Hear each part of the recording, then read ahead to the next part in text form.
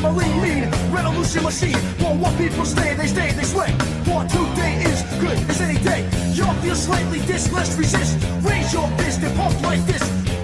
Promises over the top. Don't cross the line, and you know it's mine. Who you wanna roll with? Who you wanna roll with? Let's see. Let's roll. Who you wanna roll with? Who you wanna roll with? Let's see. Let's roll.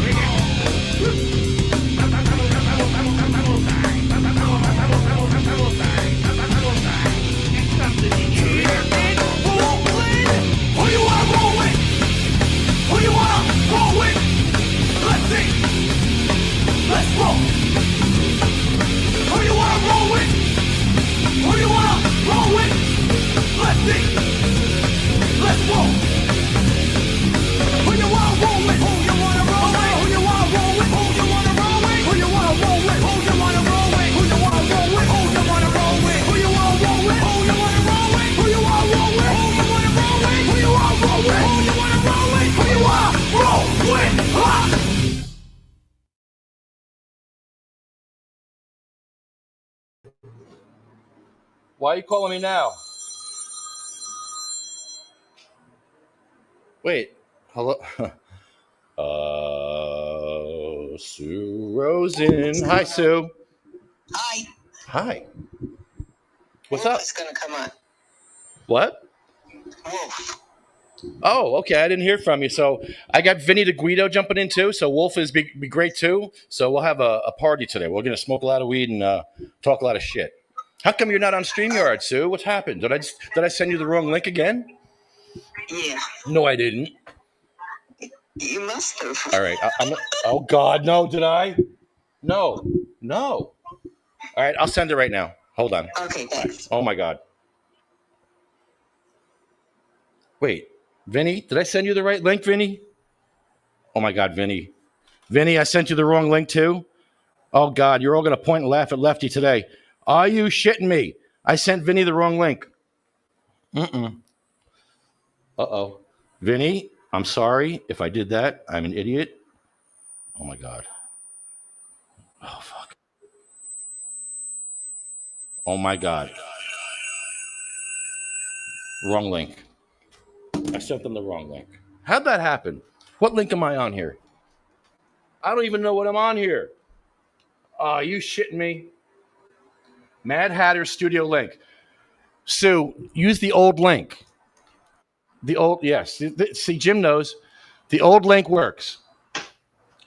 Oh, my goodness. No, I didn't fuck up. I did the right thing. I think I sent Vinny the wrong link, though. Hold on. Hi, Jim. Hey. Hold on. I got to get Vinny the right link here, too, now. I think I screwed up with Vinny. Okay. Can you hear me? Yep. All right. You know what I need you to do is, because the way you sent it to me, it's just like a picture I clicked onto, and I can't send that to him, to Wolf. He'll get confused. The numbers link, the other kind of link. I'm working on it. Yeah, give me a minute. Yeah. All right, Okay. you guys host the show while I do the engineering. Okay, we'll host. Welcome to the Ignorance is No Excuse podcast. And we prove that ignorance is no excuse at the beginning of every podcast. We like demonstrations. We're just ordinary people. We will demonstrate. Yeah. Okay, well, so tonight we have 2 guests. ooh, We have Wolf coming back. good. Michael Wolf Siegel, remember him? Do you remember him? Left, Jim? Do I do? We have 2 lefties on, and Lefty mentioned someone else, but he's trying to send me something. Are you Lefty? Are you sending that through my phone or what? Or No, on our Facebook. chat? On our chat? Okay.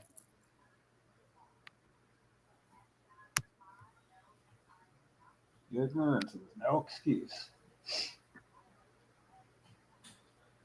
I don't know. I see ignorance being used as an excuse on the national level all the time. You think? Yeah. Okay, so like in what aspects? Do you have anything in mind? While you and I host this meeting, this podcast? Yeah, well, I don't feel like hosting. Sorry? I don't feel like hosting. I feel like I don't. No. Ding ding. That's funny. But I don't want to host. I feel like Okay. Christopher Walken and was it 7 Psychopaths or something on. No, Edward messaged me. Hold on. I'll be right back. There you go. Anyway, on the 7 Psychopaths, I was Lefty, seeing you just sent me the same thing. That's what I usually send you. No, Click it isn't. Click the bottom of it, maybe. I don't know. That's what I always send you guys. That's the best, because if I send it to you, When I hit it, it takes me to the studio. It That's doesn't what you give me the complete link. can you forward that? No. You sent it through Facebook. Let me send it to Wolf myself. Hold on. I'll send it to Wolf. Okay. Can I help you? You're on, man. Tell Wolf to check his Facebook. No, I didn't mute it. You're going to send it to him on Facebook? Yes. Send it to him on LinkedIn. Let me see. He has the link on Facebook. I have it here. At the last. I know, but he's going to be looking on LinkedIn for it from me. All right. So, all right. We'll do that.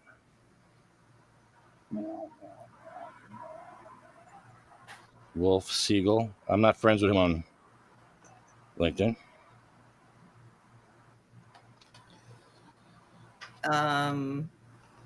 You're not friends with him on LinkedIn. So what? Can't you still send him a message? Bringing humans together in the workforce. There's a bunch of people here for Wolf Siegel. So I don't know what to say. He's Michael Wolf Siegel. Okay.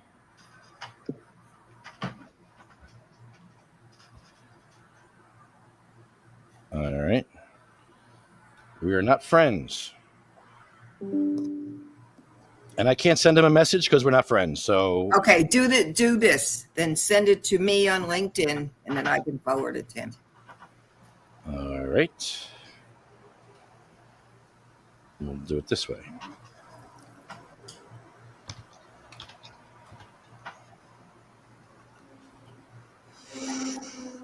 Okay. Which link? I'm not connected with you either. Wait a minute. Hold on. Yes, you are. Hold on. Jeez. We should have done this before. Yeah, no. I just sent you the link that I have, Sue. Okay, send me your link. I Facebooked messaged it. Never mind. We got a host. You guys don't want to host. We got Vinny the Guido to host the show for while I'm doing this shit. Vinny, save me. Save me. If you have- Well, we want to host. We're hosting. you guys aren't hosting. We're taking care of your Hey, shit. listen, we're all hosting. We're all hosting, baby. You know how Try it to listen through all the static. I sent you the link. All you Liz is got to here. do is send it to him now. Okay. Okay, Lefty. You're Where did you covered. send it? You're welcome. Where'd you send it to me? Did you Thank send it on Facebook Facebook or message, yeah. That's the only way that's? You have my phone number. Okay. The bus Yeah, is rolling. I got your phone number, but I'd have to write it down. I can't get it off of Facebook. This is okay. Wait a I'm minute. not going to explain my ignorance to you. I'm not No, gonna- you don't need to. That's 'cause the name of the it's no show. excuse. It's no excuse. That's why I'm not going to bother. What's up, Vinny? What's up, Liz? Yo, what's good? What's good? What's up? Hello. good. Same shit, different toilet bowl. You know how it goes. Yeah. Lefty. Hey, Lefty. Hey, Lefty, listen to me. The link we used last week. Uh-huh. No, Lefty needs Oh. to answer me. Yeah, The yeah. link you sent me last week. Is that the same link? It's the old link that we always used. Okay, then let me use that. That's the one I sent you. Okay. Okay, Lefty, when you leave there tonight, I need you to go across the street. They have a sale for medical. A quarter ounce of ground later days, $12.50. Now I know the show. I know you guys are sativa, but I'm more of an indica guy myself. I'm just saying. It's just a name. We accept everybody. Just a name. Yeah, what's your favorite strand, everyone? Wow. The one I'm smoking at the moment. Yeah, I'm smoking Happy Farmer. Any moment, it seems to be my favorite. Yeah. I'm not, I don't have anything that stands out above the rest. I mean, there's a lot of good choices available, but I take recommendations. Happy I'm Farmer. more of an edible kind of guy because the only problem with edibles is that it takes an hour to kick in, but once it kicks in, it hits you harder than smoking it. Yeah, Yeah, I can actually use the oil. feel the beginning in about 20 minutes every time. I mean, I can tell the difference. It's sort of like, there you are. I mean, like that first toke sort of. But then by the time an hour is up, definitely I'm on a full throttle then. I'd start out with that and take a couple of tokes, wait for the way I see it, indica kind of makes you more mellow and chill, where sativa is more of like a party drug. Like if you're out and about, then sativa or hybrid is usually good. Not the problem not necessarily. It's all about the terpenes. You watch your terpenes. Yeah, because No, we didn't used to do any of that. Yeah. Just use whatever, Vinny, whatever makes you feel good. Exactly. I smoke. Well, now I smoke anything. Now I'm doing edibles too, and shortly dabbing.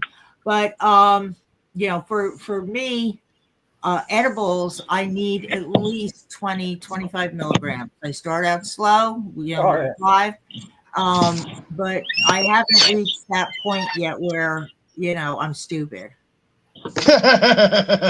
I'm like that all the time though, sober. Well, yeah, I'm worse when I'm sober. What's your milligram dose? I usually get a bag of, if I could find bigger than this, it would be better. But I usually get like a bag of like 2,000 milligrams that have 10 in it. So it's like 100 milligrams each gummy. But you can't get Sometimes all they have is 20. So sometimes I get a bag of 2,000 milligrams and it has 20 in the bag. And then I have to take 2 to equal 100 milligrams. But it helps me sleep better. And it tends to make me sleep better. As sativas, I usually do or hybrids, I usually do if I'm at a party. They tend to make me paranoid more. Indica doesn't really make me paranoid. You sure you're just not seeing some reality that sucks? I mean, in other words, Lefty had somebody chasing him down to ask him, in other words, to do a sidewalk psych thing on him, like with police. And the first question they said is, do you feel like people are following you? They were following him when they asked him that. So I'm just saying. Wow. Sometimes my feeling of paranoia is more a realization of some shit going on I can't do anything about, maybe, Well, I'm going to tell you, I am smoking hazelnut, which is a sativa from later days. It was one of my quarter ounces that I got for $12.50 a couple of hours ago. I've smoked half a bowl, and I can't remember why I just went to look at my phone. Okay. That happens a lot. But okay, you know what? For $12.50, I still got half a bowl left. That's what's up. Sometimes that $12.50. refrigerator door opens sometimes, and I forget, was I hungry or thirsty? What the hell am I doing? Is that the going out of business sale? No, this is their expired sale. Keep an eye. They do this all the time. The thing is, they still have the 6-month packaging, the 6-month expiration date packaging. They've since changed it back to 12 months. But there's a lot of stock there with the 6-month expiries on them. So there's nothing wrong with them, except they have a 6-month expiration date. So they have to sell it, and the closer it comes to the expiration date, the better the price gets. And I've done this before. I wait and I'll watch. I've got my medical card. This is only for medical patients. And you watch. All right, so now I'm good for August. In September, I'll start watching.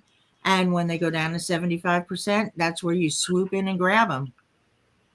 Well, you pay for them. Well, you're not paying much. It sounds like you sneak in and grab them because they're not even watching them so cheap. Well, yeah. I'm surprised weed doesn't get inflated like the rest of the government does. Yeah, well, give it time.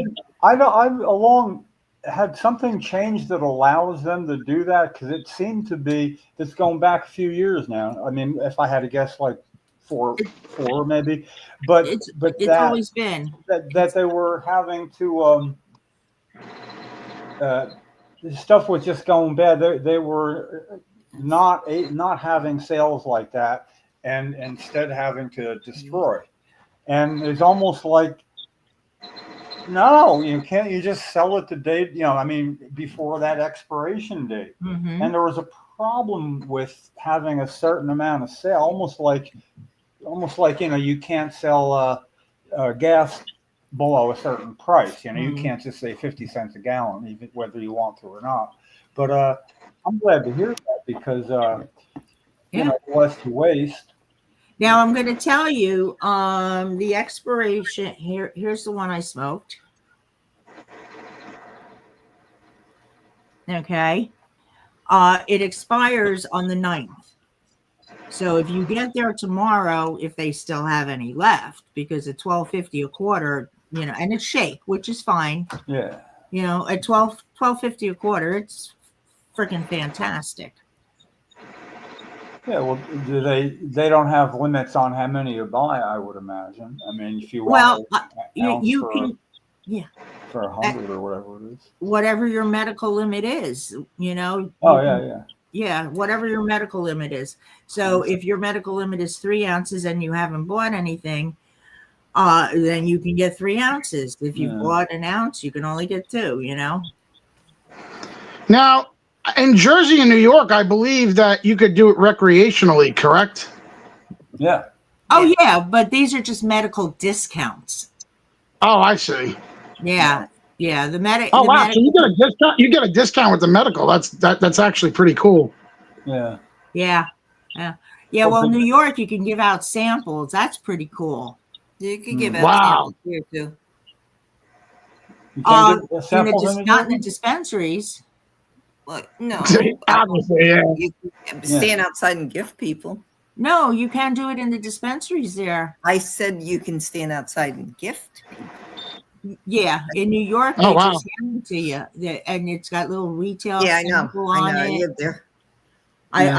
I went to my first one, New York, last Saturday, I believe, and it was wild. I was like, I walked in, and the bud tender's standing there just making pre-rolls.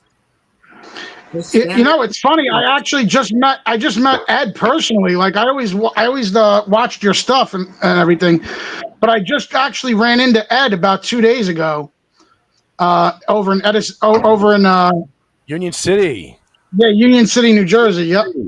Yeah, they set up a movie theater and showed all the videos of activists getting screwed up and rights violated by the government. Let me tell you something. No matter where you go, I feel like all these city halls and town halls, they're all corrupt, man. Like, they all don't like transparency. Every single one of them, bro. And especially in Long Island. I think it's anywhere. It's horrible. You pull out a camera and it's like, oh my God, why are you filming me? You have my permission? You don't have my permission. People just like bug out over cameras, man. It's insane. It's almost like they're hiding shit and they know it. Well, yeah, well, everybody knows it. That's what it is. My life's kind of an open book So I don't have to worry about any of that, you know. And I don't tell any outrageous lies I got to remember or anything. As a matter of fact, I have very little need to lie at all ever. But Lefty, read the message I just sent you, please. that's very easy. There's also a town hall that what it was the one that Leroy Truth and you guys exposed for not having wheelchair accessible or something like that, and it was really messed up. And then on top of that, there was they also exposed the place where they had the fire exit behind a locked door. Yeah. That was crazy. That's Jersey City. Yeah, I was okay. So that was Jersey City. Thought so. No. So what they showed the video in Union City that you were just talking about? What was that about? The video. They showed Scalzo getting choked. Scalzo actually got attacked by a bunch of Brian Stack supporters, and he was choked. They actually was choking him and beating him with signs and just yelling, putting a horn in his ear, a horn constantly in his ear. I don't know how he did it. I don't know how he didn't go to jail for, because I probably would have either pepper sprayed or beat the living piss out of the dude. Yeah. But that was crazy. If anybody puts their hands on me unlawfully, or they're standing within reaching distance, blaring a horn and damaging my eardrum, I mean, that's assault because you're damaging somebody's eardrum. I probably would have beaten the shit out of him. But if you can't get away, I mean, he was trying to get away and he couldn't get away. Yeah, because they surrounded him. I at that point, I would have lost my shit. I don't understand how. I wish I had the patience a lot of people have, because if somebody's going to put their hands on me unlawfully, I don't give a crap. I have a right to defend myself. It's that simple. I'm talking, it doesn't matter whether it's a citizen. It doesn't matter if the person's wearing a badge. I don't care. You put your hands on me unlawfully, I'm defending myself, period, point blank. What I would do is I would get in a fetal position on the ground. Let that be the video. I mean, I just served a sentence last year for not committing a crime, all because I defended myself from being violently attacked with a weapon, and I was assaulted. Yeah, the guy was hitting you with a sign. You were filming inside the public building, and some security guard was hitting you with the sign, hitting you in the leg, hitting you in the back with a sign. Like, what? Vinny, where do you live? Where are you from? I live in Nassau County, Long Island, but where this happened was in Suffolk County, Long Island. So, okay. The corruption, let me tell you something. Suffolk County is more corrupt than Nassau County and New York City combined. Is it really? Wow. So, we don't even call it Suffolk County. We call it Suffering County. Suffering County, yeah. Wow. Interesting. Just like Connecticut, we call it Corrupticate. And I was telling Ed the other day, we got to find a name. We got to find a nickname to call Union City. Union City. I would say, yeah, Union City, get it? Because Union City, get it? The Union, federal, the Soviet Union, I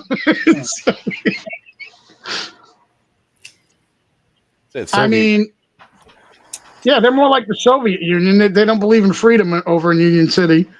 Well, the police, believe it or not, the police in Union City are actually pretty good. It's the government in Union City that's bad. Jersey City, the cops are corrupt. Where Union City, the cops are actually pretty cordial and they kind of like understand. Mm-hmm. It's like night and day between Jersey City and Union City. So but you live in Long Island, yes? Yep. Unfortunately, yes. Yeah, I lived in New York for 20 years. Oh yeah. So I show up and Vinny's over there cracking jokes. He's got a microphone with a speaker and he's cracking jokes, and the cops are coming to tell us to shut the mic down. And you were telling some great jokes. Hey, you were telling me some crazy times you had too. I made a video of it too, but you were telling me a couple of times you had to be escorted out of the comedy club by. No. It was pro wrestling. Pro wrestling. Oh my. Yeah. God. What was that story? That was insane.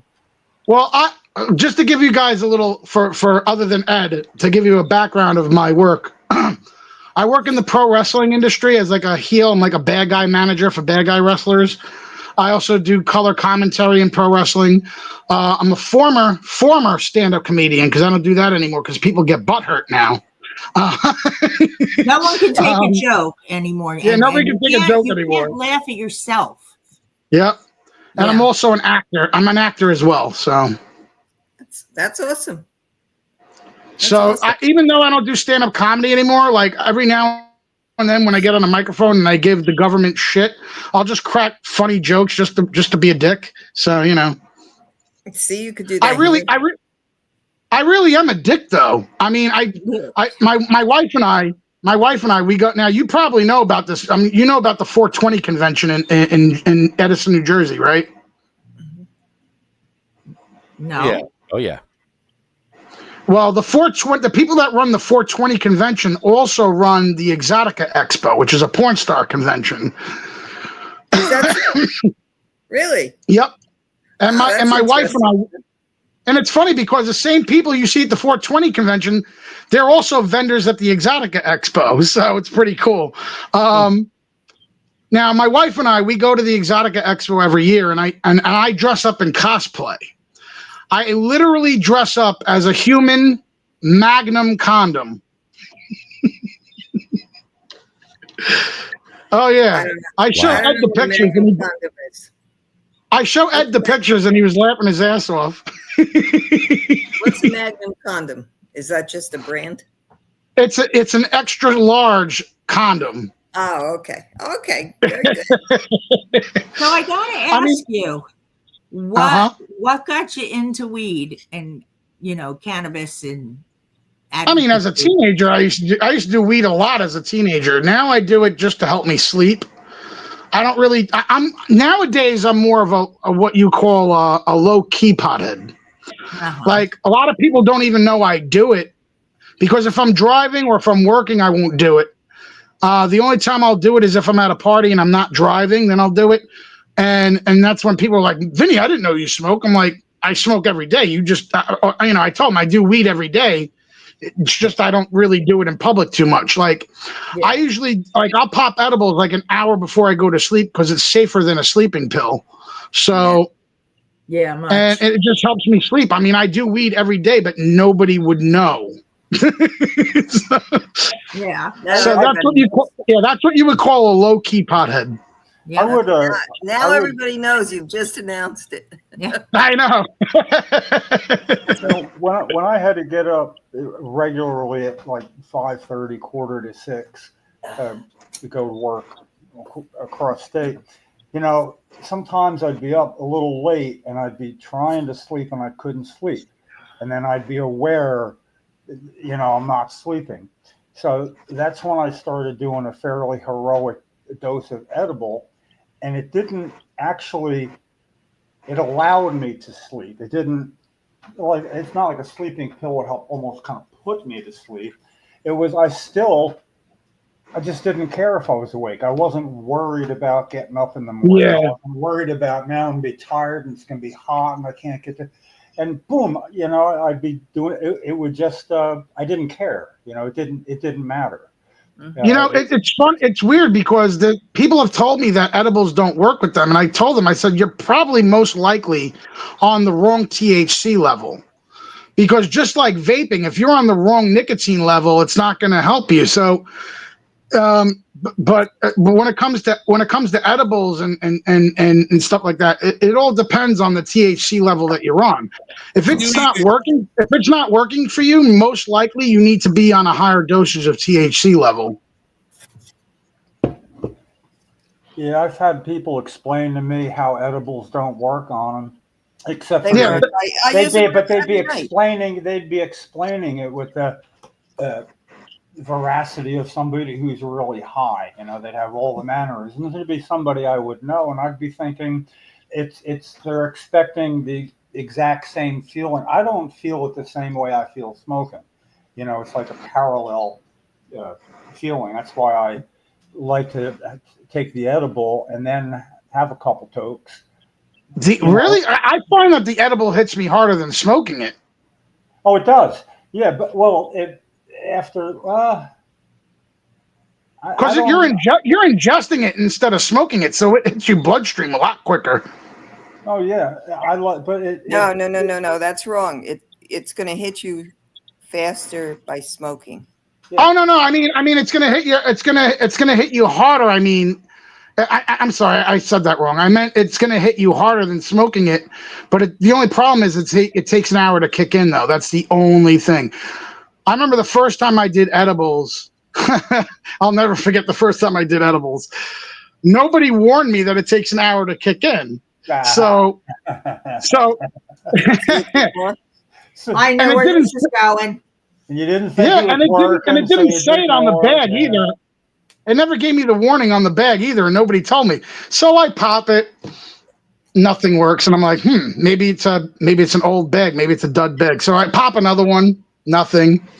I pop another one, nothing. Finally, I ate the whole bag, still nothing. My friend comes down. That's not even the best part. My friend comes down from the bathroom and he goes, "Hey, Vinny, let me get a gummy." I go, "What are you talking about?" He's like, "Dude, tell me you didn't eat the whole bag." I'm like, "Dude, it's not working." He goes, "Oh, dude." He's like, "Yo," he's like, "You ate the whole bag?" I was like, "Yeah." He's like, "Yo, it's gonna hit you hard." He's like, "Bro, it takes an hour to kick in." He goes, "Oh, dude, you're gonna feel like you're dying." I was like, "What?" I started freaking out. What kind of friend is that? He could have just as easily said, "You're going to have a great time," and you would have gone in thinking. But if I was in that, oh my God, somebody told me that, I was tripping hard. I thought I was gonna die. I was like, oh my God, talk about paranoia. I thought I was gonna die. I was like, I mean, you almost got told that by your friend, I know. Oh well. Well, needless to say, I never made that mistake again. So. If you do that again, the black peppercorns, right? You chew on the black peppercorns.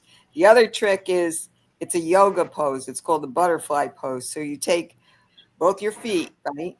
You got to take off your socks, of course. And I know what you're talking about. I've done yoga. I used to do yoga all the time, actually. Butterfly poses. So if you do that, that'll transcend the energy through your body, and you should chill out. You know what I find really relaxing more than anything?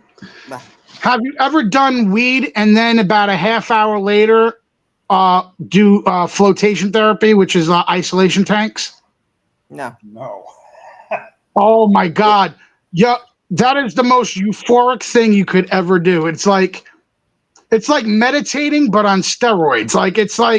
It makes the meditation seem more real and lifelike. It's, oh my God.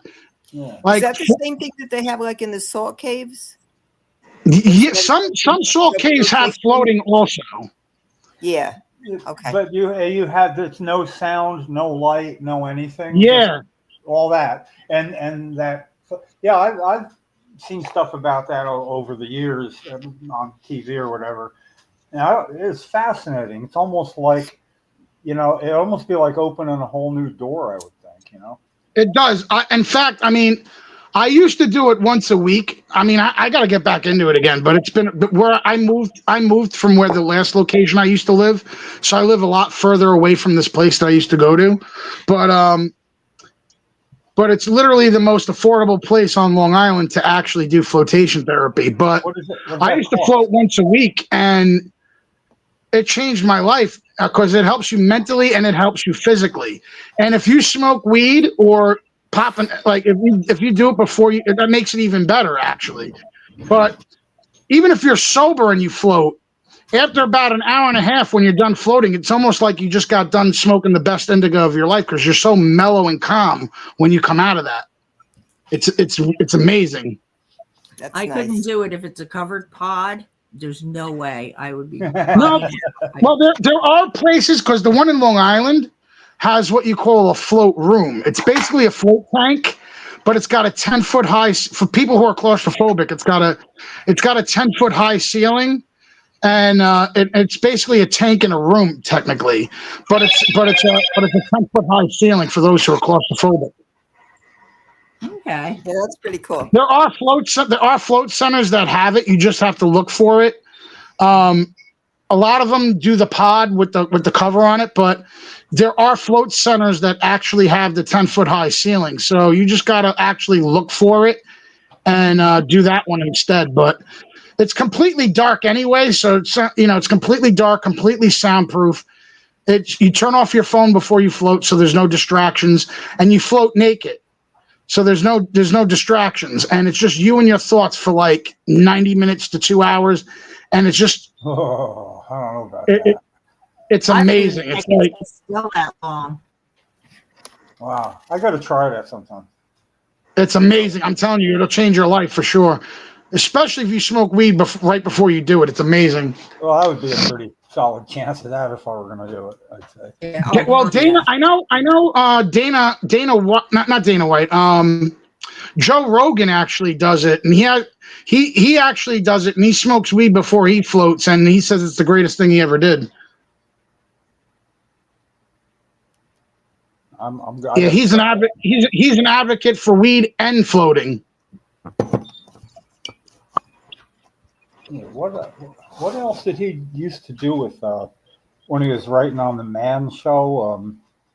With Doug Stanhope. I mean, when that would have been a pair I would like to watch when they were writing together, because it involved something else. I can't remember what it was. It wasn't pot. It was something. I don't know. I can't remember, but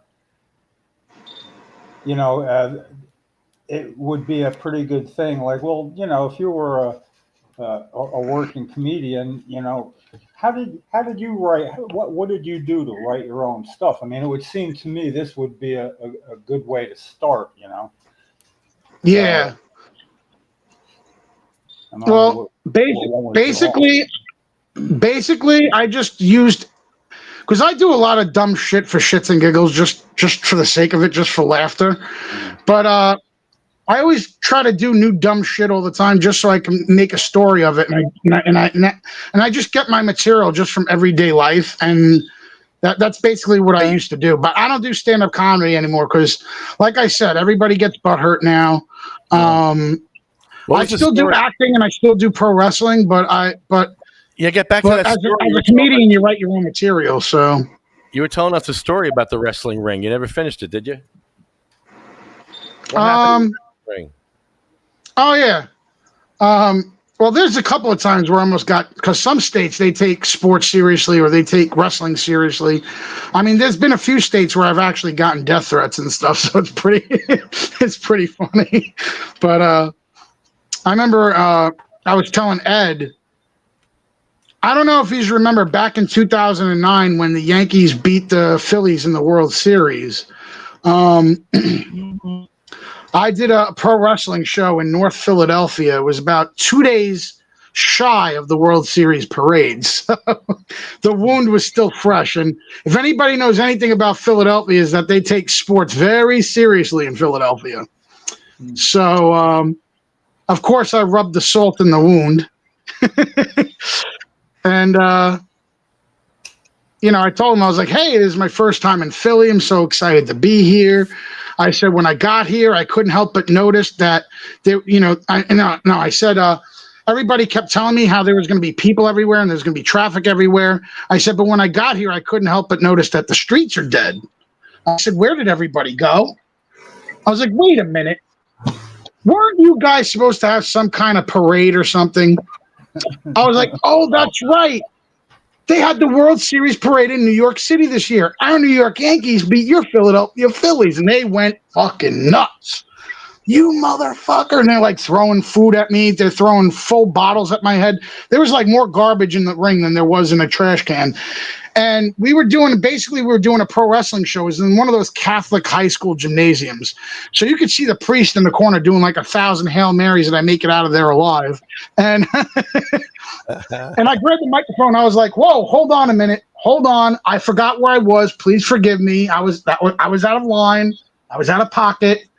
I forgot. I apologize. I forgot where I was. I'm sorry. I said, but you know what? I said, you Philadelphians really should be used to this by now.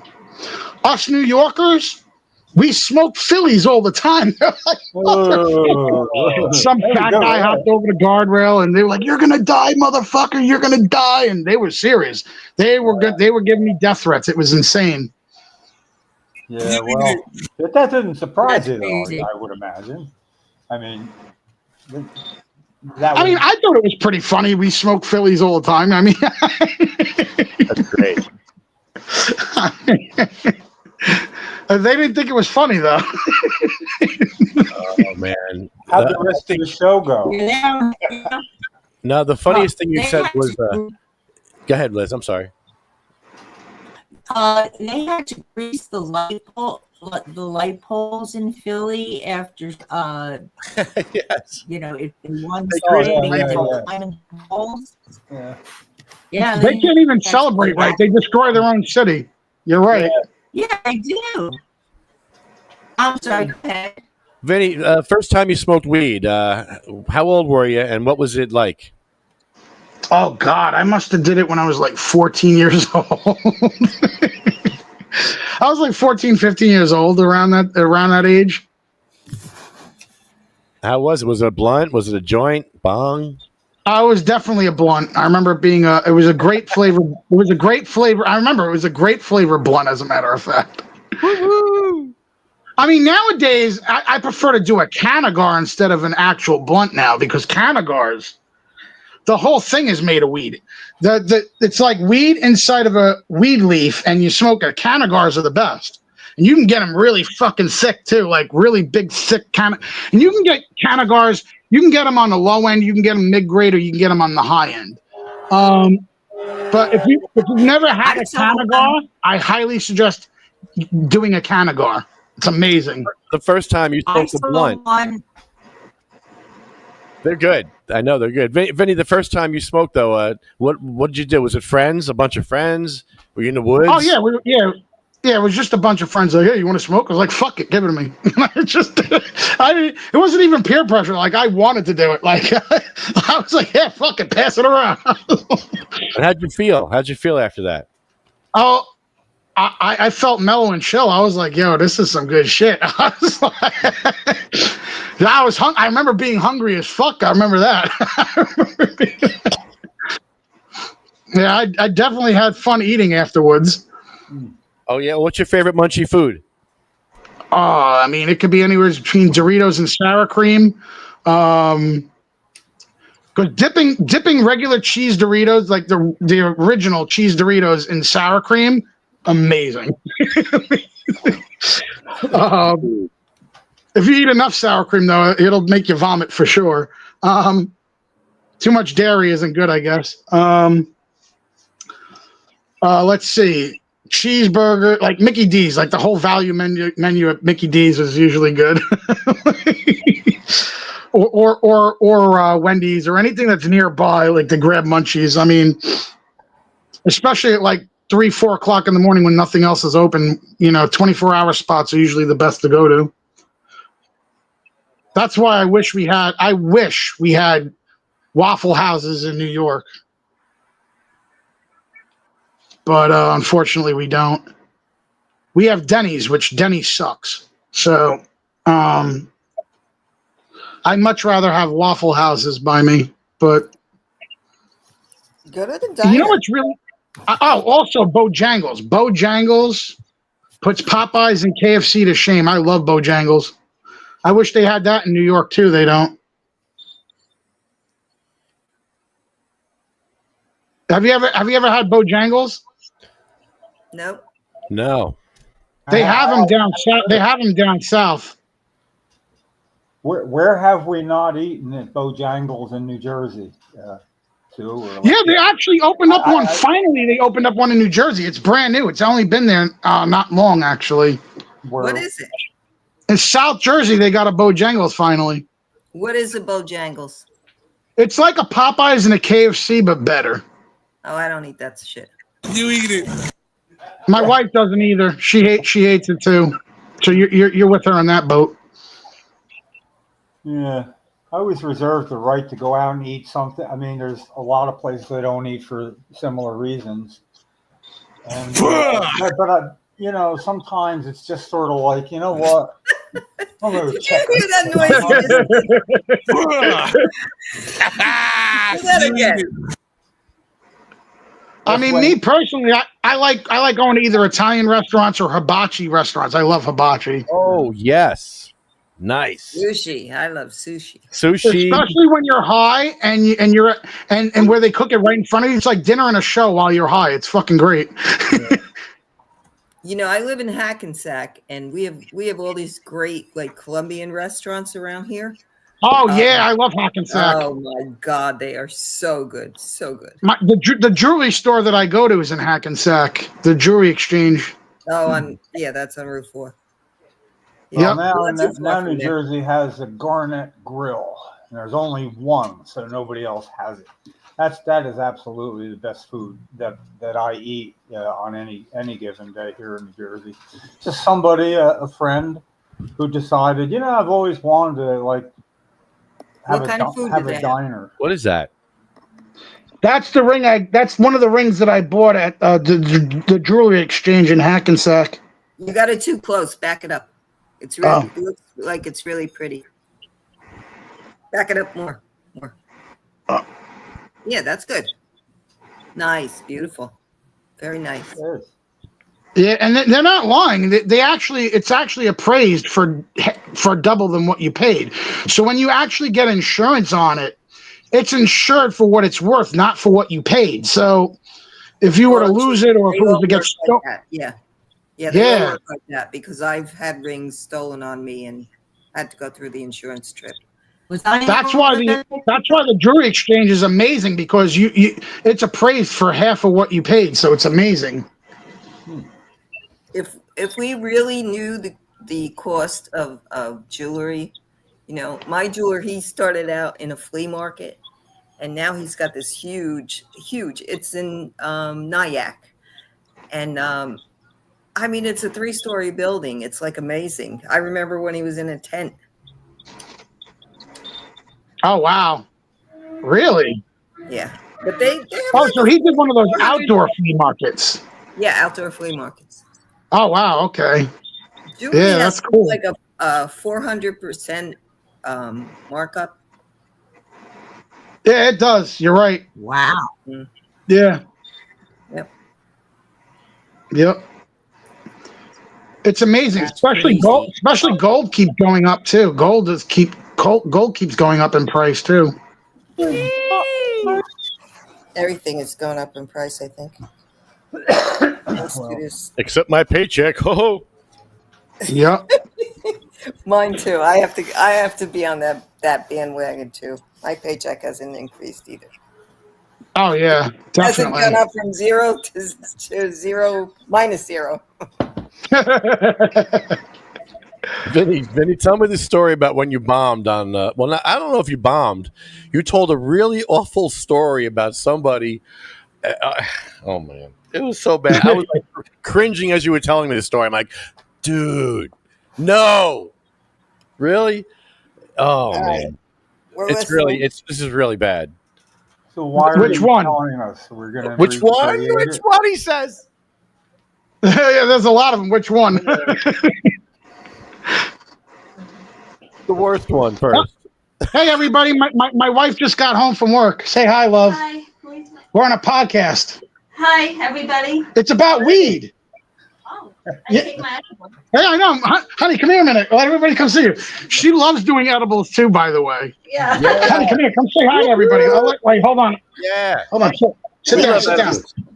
Hey. This is my better half, everyone. Hi, everybody. Nice to meet you.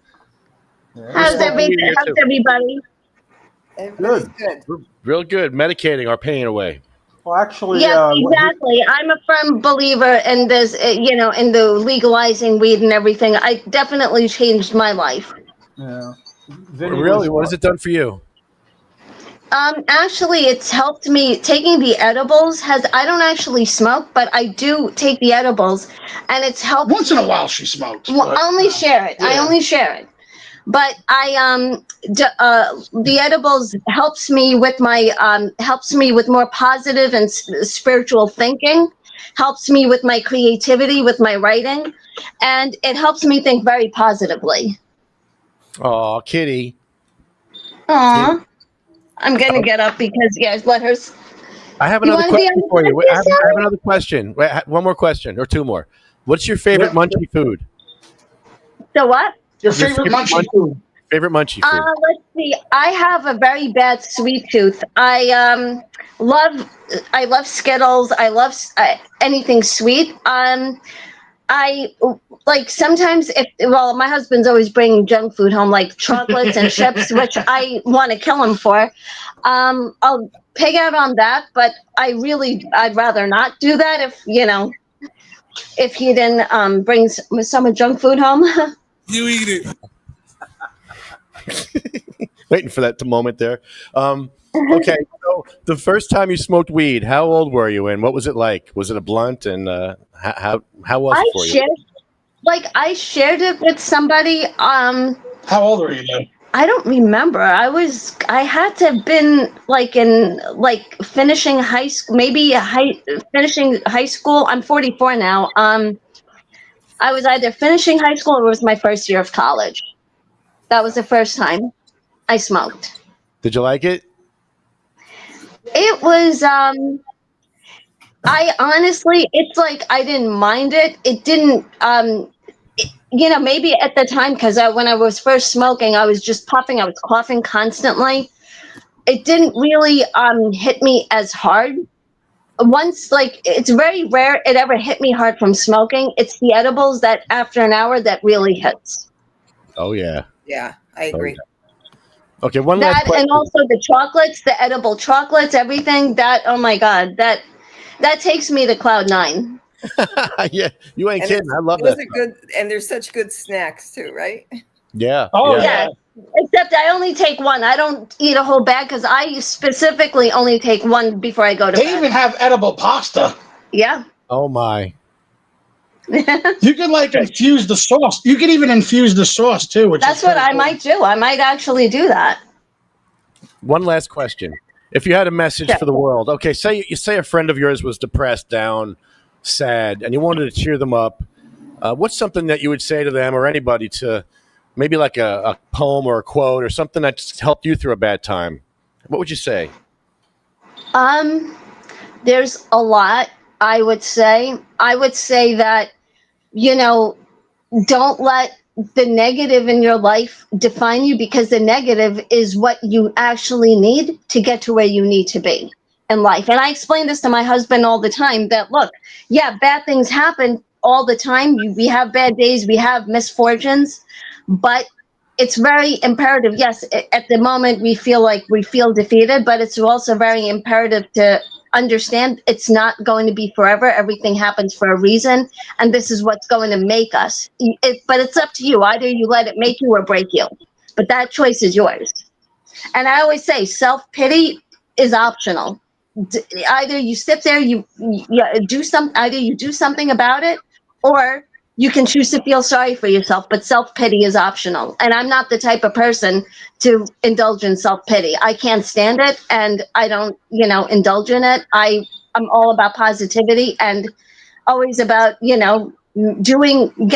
basically taking every negative and turning it into a positive and fighting even harder with that. Sometimes when I feel like that, I do yard work that I've been putting off because I feel like I'm doing something positive while I'm feeling like shit.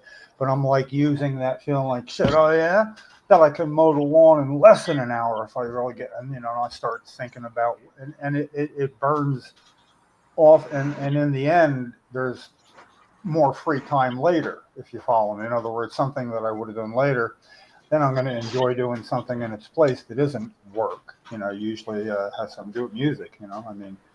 I can't get through a day without music. So, everybody's exactly. It's, we all have our little go-to for comfort, Oh, by the way, my wife here, she's a horror writer, by the way. Really? I don't tell people that often, but I know I put her on the spot. Well, yeah, you didn't tell anybody about it now. I wish he wouldn't go around telling everybody. I threw her under the bus. Yeah. And that's why I have to make. I got to stand up now. That's interesting because, like, I'm really like I like Stephen King. Just the way things unwind, and I wonder how does one come up with that? I mean, because he's a regular, pretty smart guy. Well, she's usually high when she writes, so I'm kidding. I'm kidding. All right, I gotta. I know. Okay, I'll let you talk. Okay. Great.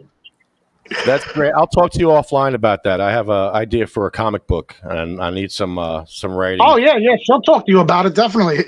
If you're on my Facebook, if you go on my Facebook page, just go under relationship status. You'll find our page there. Yeah, he plugs everything for me. So, but let me tell you something. There are benefits of being high when you're writing. It is because then you can think more creatively, and it opens up portals you never knew existed. Oh, that's absolute truth. I take it very deep. It's very deep. The way I write it, I go very deep into it. Oh yeah. So I have a question. Are you all going to the Exotica Expo this year? It's like the last weekend of October. Not me. No, not if there's no weed there. No.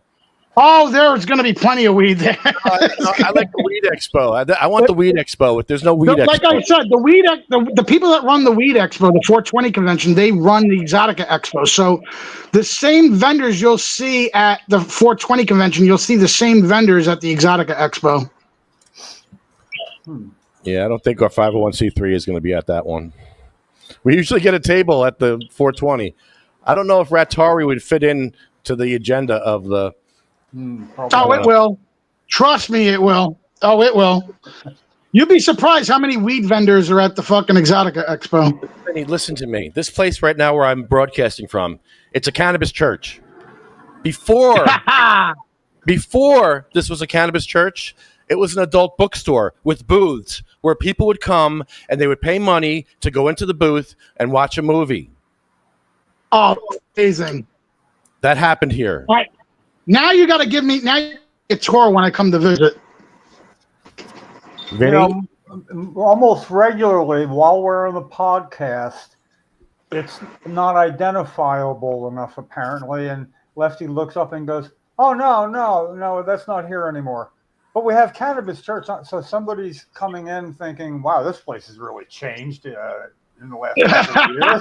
It's coming to whack off. It's like on the podcast, and he always responds with having a Cannabis Church on Sundays if you want to come back, And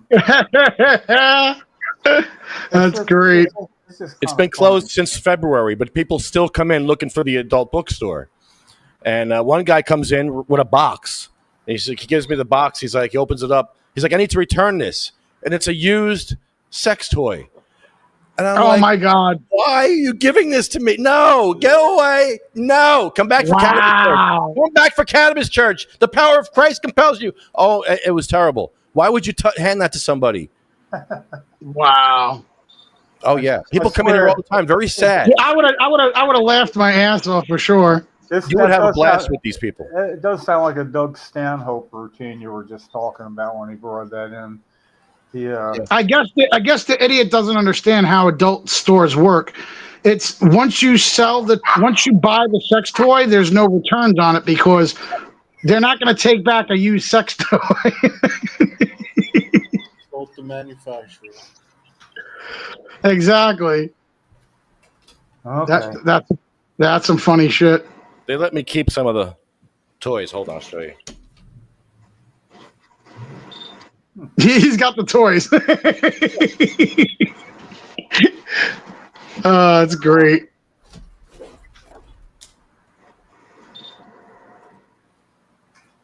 Yeah, this has been off. Good time. So, how often are you out? Oh, that's great. Oh, wow. Oh, shit. This thing is 30 pounds.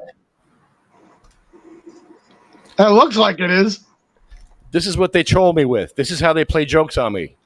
They have all this inventory, and they just throw stuff on my desk. Here, Lefty. Here, this is for you. And I'm like, great, thanks. It's Cannabis Church Day, and I got to put this somewhere. Where am I going to hide this? Don't.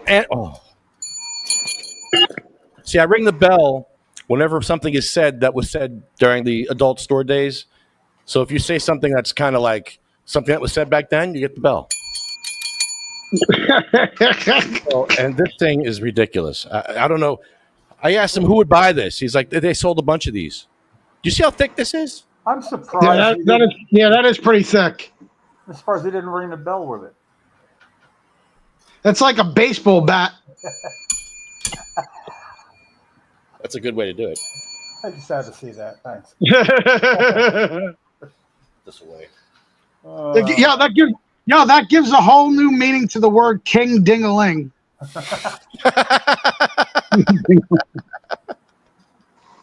So Mad Hatter used to sell these, and the CRC said, no, you can't sell them no more.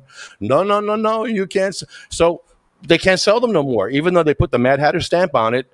They said no. After a year, they sold these for a year under the Mad Hatter logo, and they said no more because we know what a sex toy is, and that's a sex toy.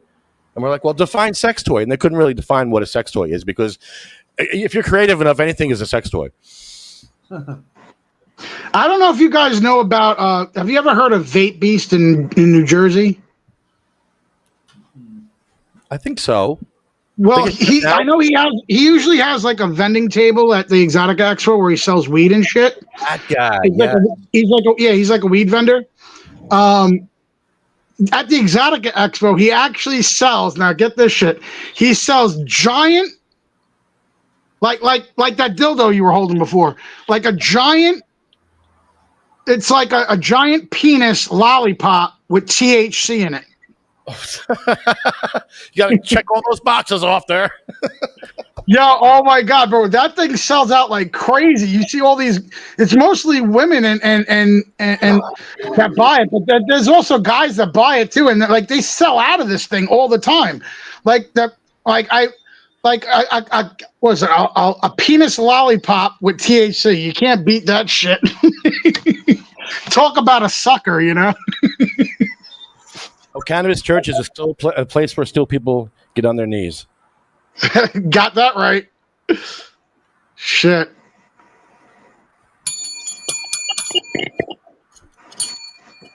What? We're down to four of us now. What happened to the other one? What happened to Liz and what happened to our Wolfie? We got Wolfie coming on here too. It was a very busy day on the podcast. So yeah, Vinny, that was great, man. I'm showing up and you're telling cop jokes, telling cop jokes to the cops.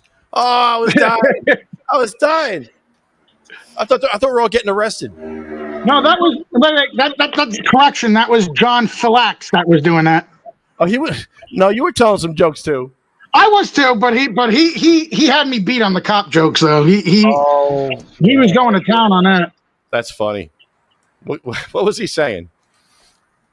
You remember? He said something about a donut with the what does the donut have holes in it or something like that? Oh yeah, for safety, police safety, for officer safety or something. What is that?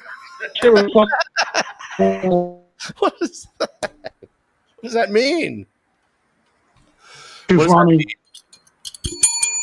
I'm giving you the bell anyway because I went there. One of the cops. He had so many. Told him I was like, bathroom. I got Vinny, I don't know if that's me or not, or if it's you, but you're breaking up. You sound like a robot. It's not me. No, it is you. It's not me. You eat it. You eat it. You eat it. You eat it. You eat it. You eat it. No, that was happening with Liz too a couple times. Yeah, is it? Yeah, It has that weird pinging sound, but you probably can't hear it. I don't know. I'm taking my wife to the movies tonight. We're gonna go see the movie Freakier Friday. Oh, yeah, right. That's coming out. She wants to see it. I'm okay with it. I mean, I don't care whether I see it or don't, but it's a PG movie. But well, right now the only PG movie I care about is the movie that's coming out that I'm starring in. So, which is what? The name of the movie is called Switch It. Really? And when's that going to be out? I don't know. Right now they're doing the last bit of filming, and then they got to edit it. It's basically about a musician that goes from riches to rags, and we turn a homeless woman into basically to replace her, and she becomes rich and everything, and I end up being a bad guy in it, so it's gonna be pretty funny. I play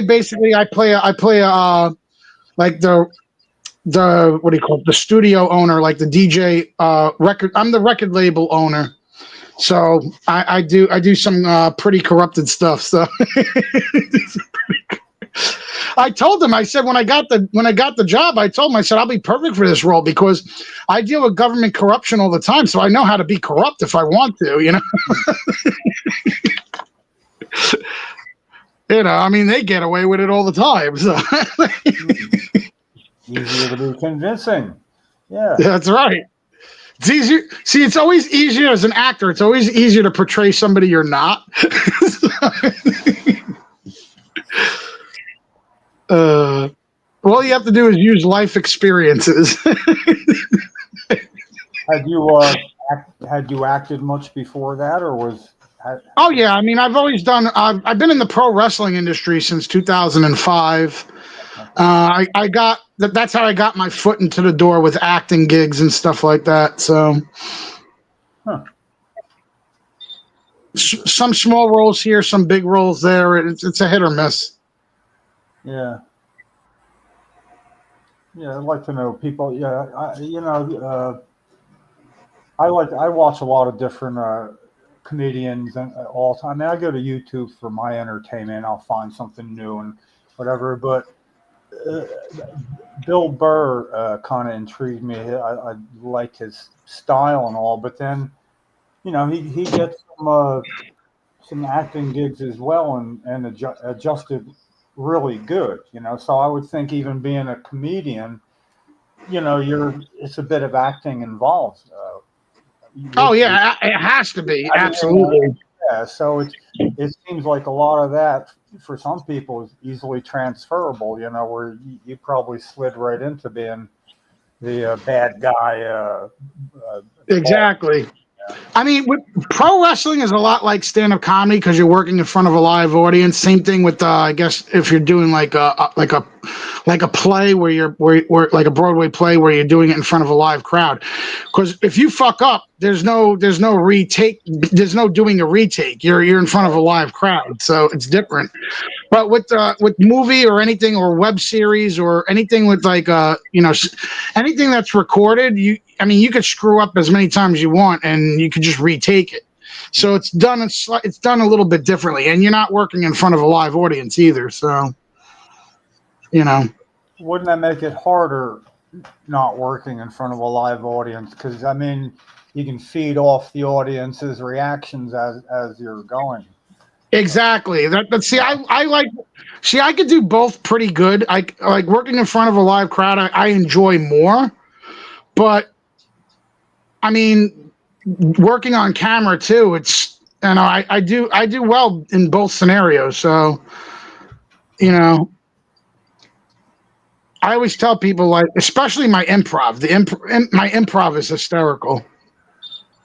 That's something that would be what I would think would be hardest for me. You know, I can be rather witty accidentally or call it up, but the improv part, I've always, you know, that'd be like one of my things I'd like to do one time just to break through it. You know, what it would be like. You know, I mean, without having a drink or something first. You know, I mean, actually get up and do that.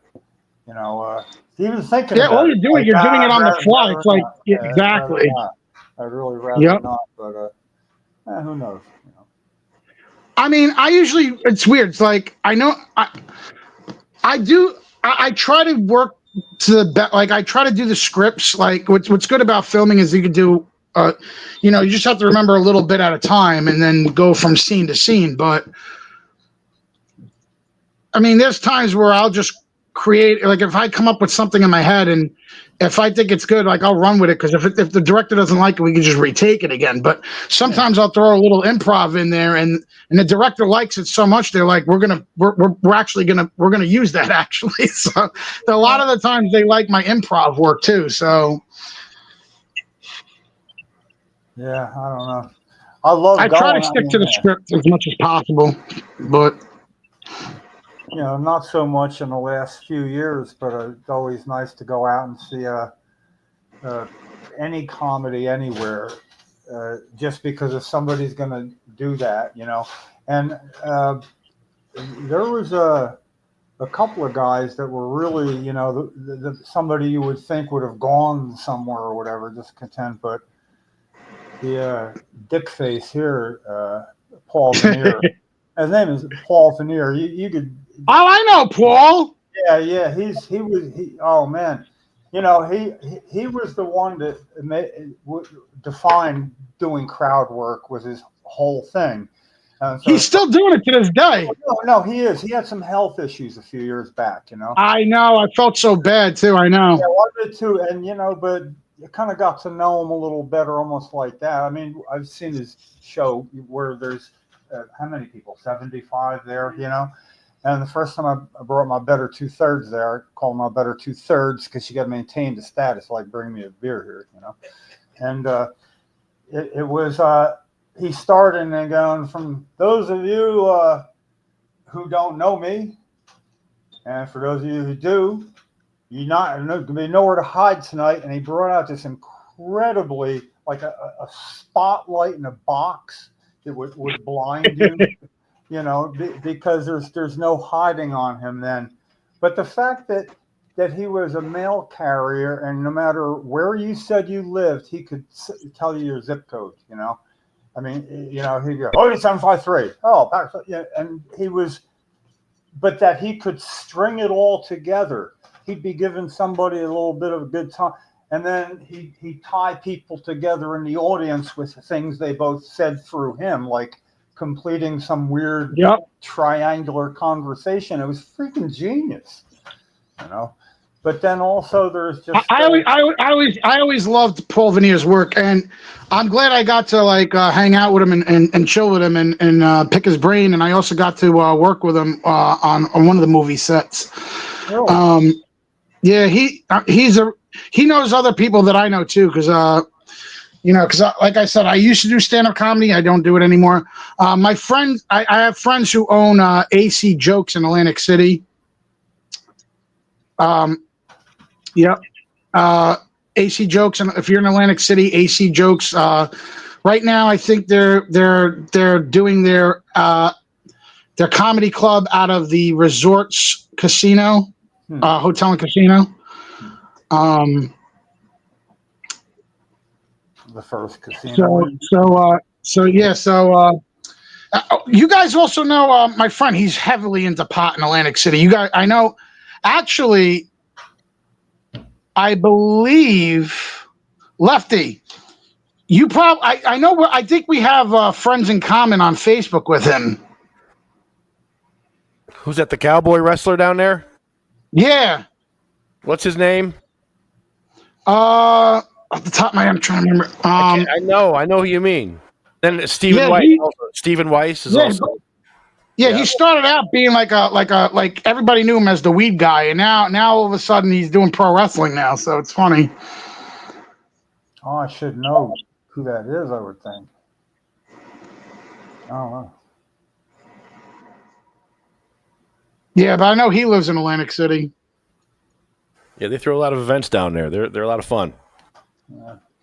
Yo, they renovated. They got the whole Orange Loop thing going now, which is pretty cool. They got all the. They renovated a lot of restaurants and a lot of stuff out that's not in the casino. It's not. Well, Like they're trying to make the city of Atlantic City better and less dangerous.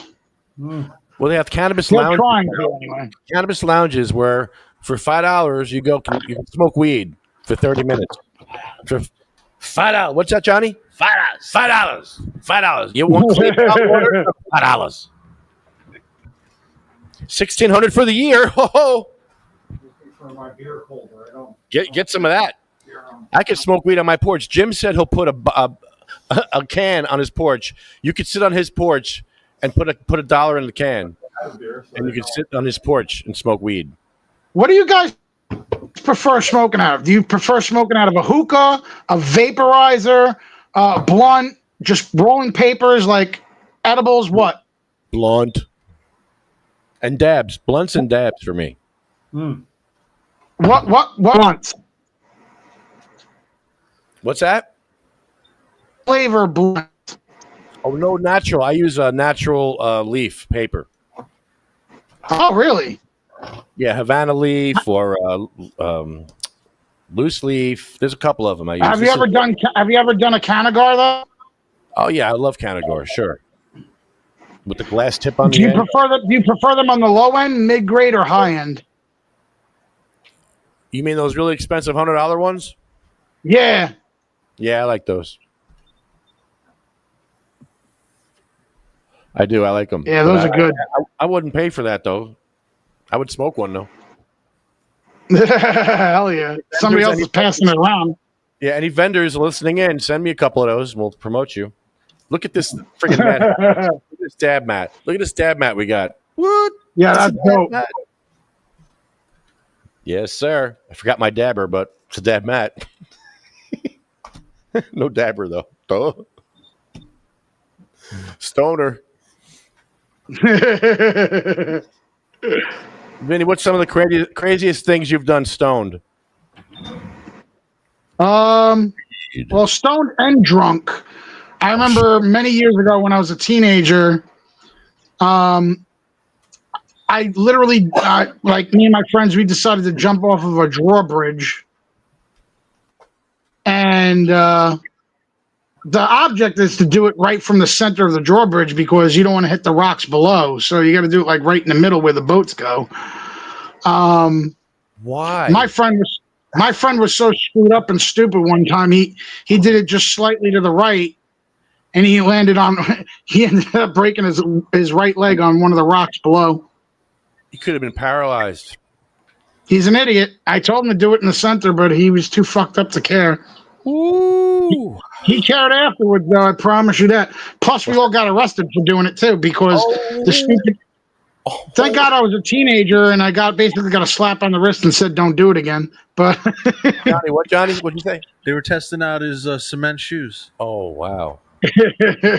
Men's shoes, rock shoes. Oh Yep. no! Oh man, that's awful. we call that the mafia boots. Mafia boots. Cement shoes. Yeah, that's pretty crazy, especially getting arrested. How'd you get caught? Well, your friend got hurt, so you can't really run very fast, right? Exactly. So, but but I was a teenager, so I knew if I did get caught that it would be off my record by the time I was 18, so I didn't care. That's true. Carte blanche till you're 18. You can do whatever you want. It's like once you hit a certain age, then you don't get tried as an adult. So There's no victim. after that, you get tried as an adult after a certain age. Yeah, there's no victim. There's a victimless crime. Yep. That's victimless crime. The poor Rock was a victim. Yeah, pretty much. He had a fight with the Rock, and the Rock won. Rock's minding its own business. He fought the Rock, and the Rock won. There you go. Can make a song out of that. What was that, Jim? Say it again. He fought the Rock, and the Rock won. Rock won. Right there. Went bridge jumping because I had some. I fought the Rock, and the Rock won. Yeah, there you go. Wow, that was more drunk than weed though? Because if you were just smoking weed, you wouldn't do that. No, it was definitely the alcohol. There was definitely the alcohol. That's like when they do these stats, these drunk driving stats, or these driving fatality stats. I mean, come on, it goes hand in hand, though. I mean, you can't smoke weed without drinking. You can't drink without smoking weed. It goes hand in hand. Well, not for me. I don't really drink. I have a beer, maybe 2 at the most. What size? You see, I used to drink like that when I was a teenager. I don't drink like that anymore, though. No. Again, just like weed, I don't. If I'm driving or if I'm at work or anything like that, like I don't do any of that. While I try to stay coherent while I'm either working or, or if I'm driving. Because trust me, the police are fine. They'll find any. Are you kidding? They're waiting for me to fuck up. They want to. They're just waiting for me to fuck up so they can get something on me.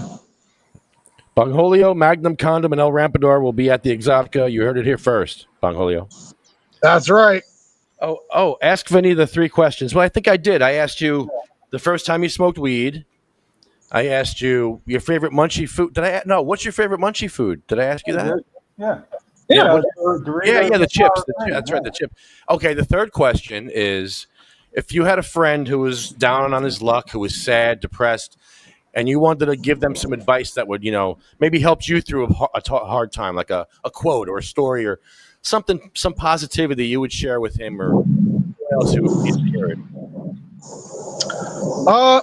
I would say get rid of all negative people and all negativity out of your life and move forward in a positive direction, and just because you'll live a happier life if you get rid of the negative people, because the negative people always try to hold you down and shit. So, I always try to tell people, just be positive, do stuff that makes you happy. Don't try to change yourself for somebody else's benefit. If people don't like you for who you are, then fuck them. You're better than them anyway. And smoke weed. Yes, sir. That's the caveat. You and your wife had great answers. Your wife's answer was amazing. I don't know if you heard her telling us her answer. Oh, yeah, I did. Mm-hmm. See, she's the opposite of me, which is why it works. She's the one who tries to find reasoning and everything. Me, I'd rather just punch people in the face if they,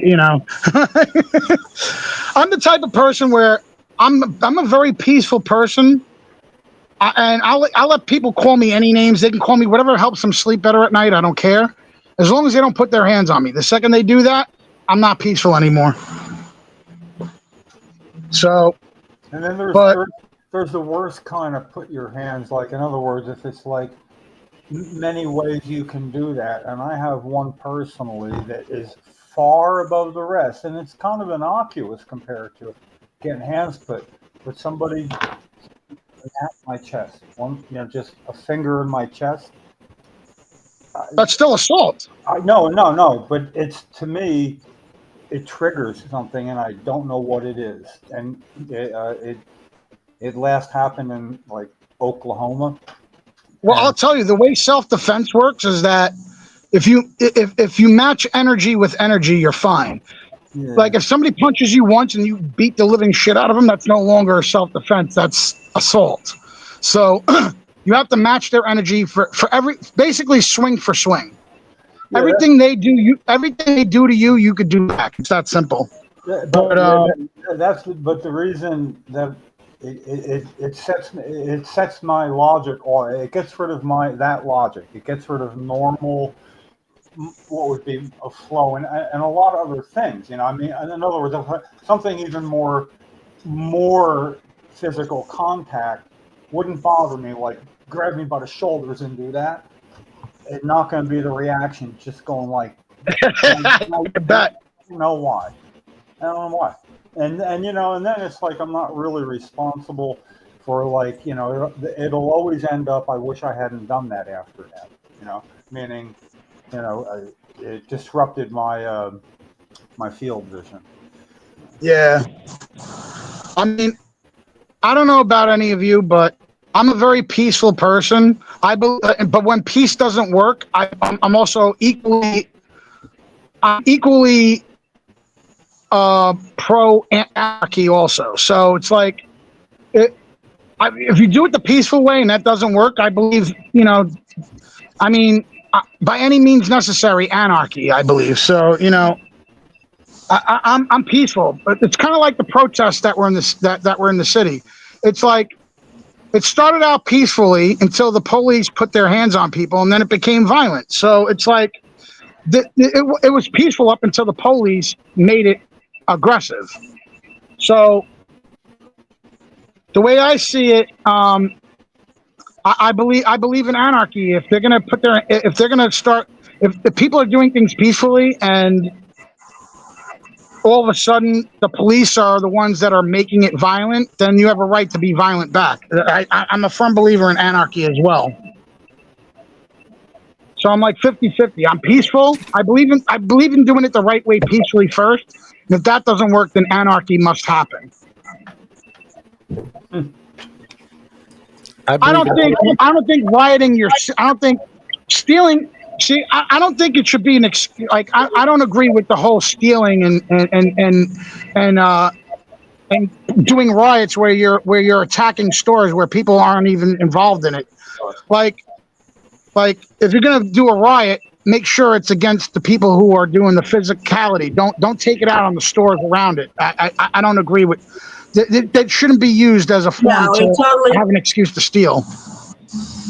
Exactly. It loses the legitimacy of what they're doing. Like if they want to destroy street signs and shit like that out of anarchy, then fine. But don't go robbing stores. It's like being in the middle of situations like that where all the right moves don't work, like you're saying, and something needs to be done.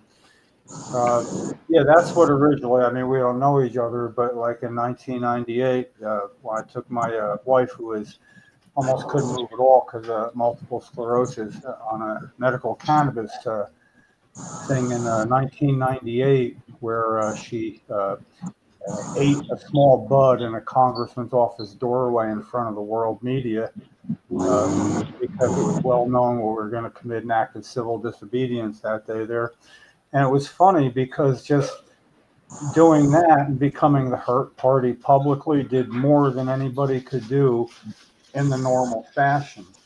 And, it was the Associated Press story of the day. And,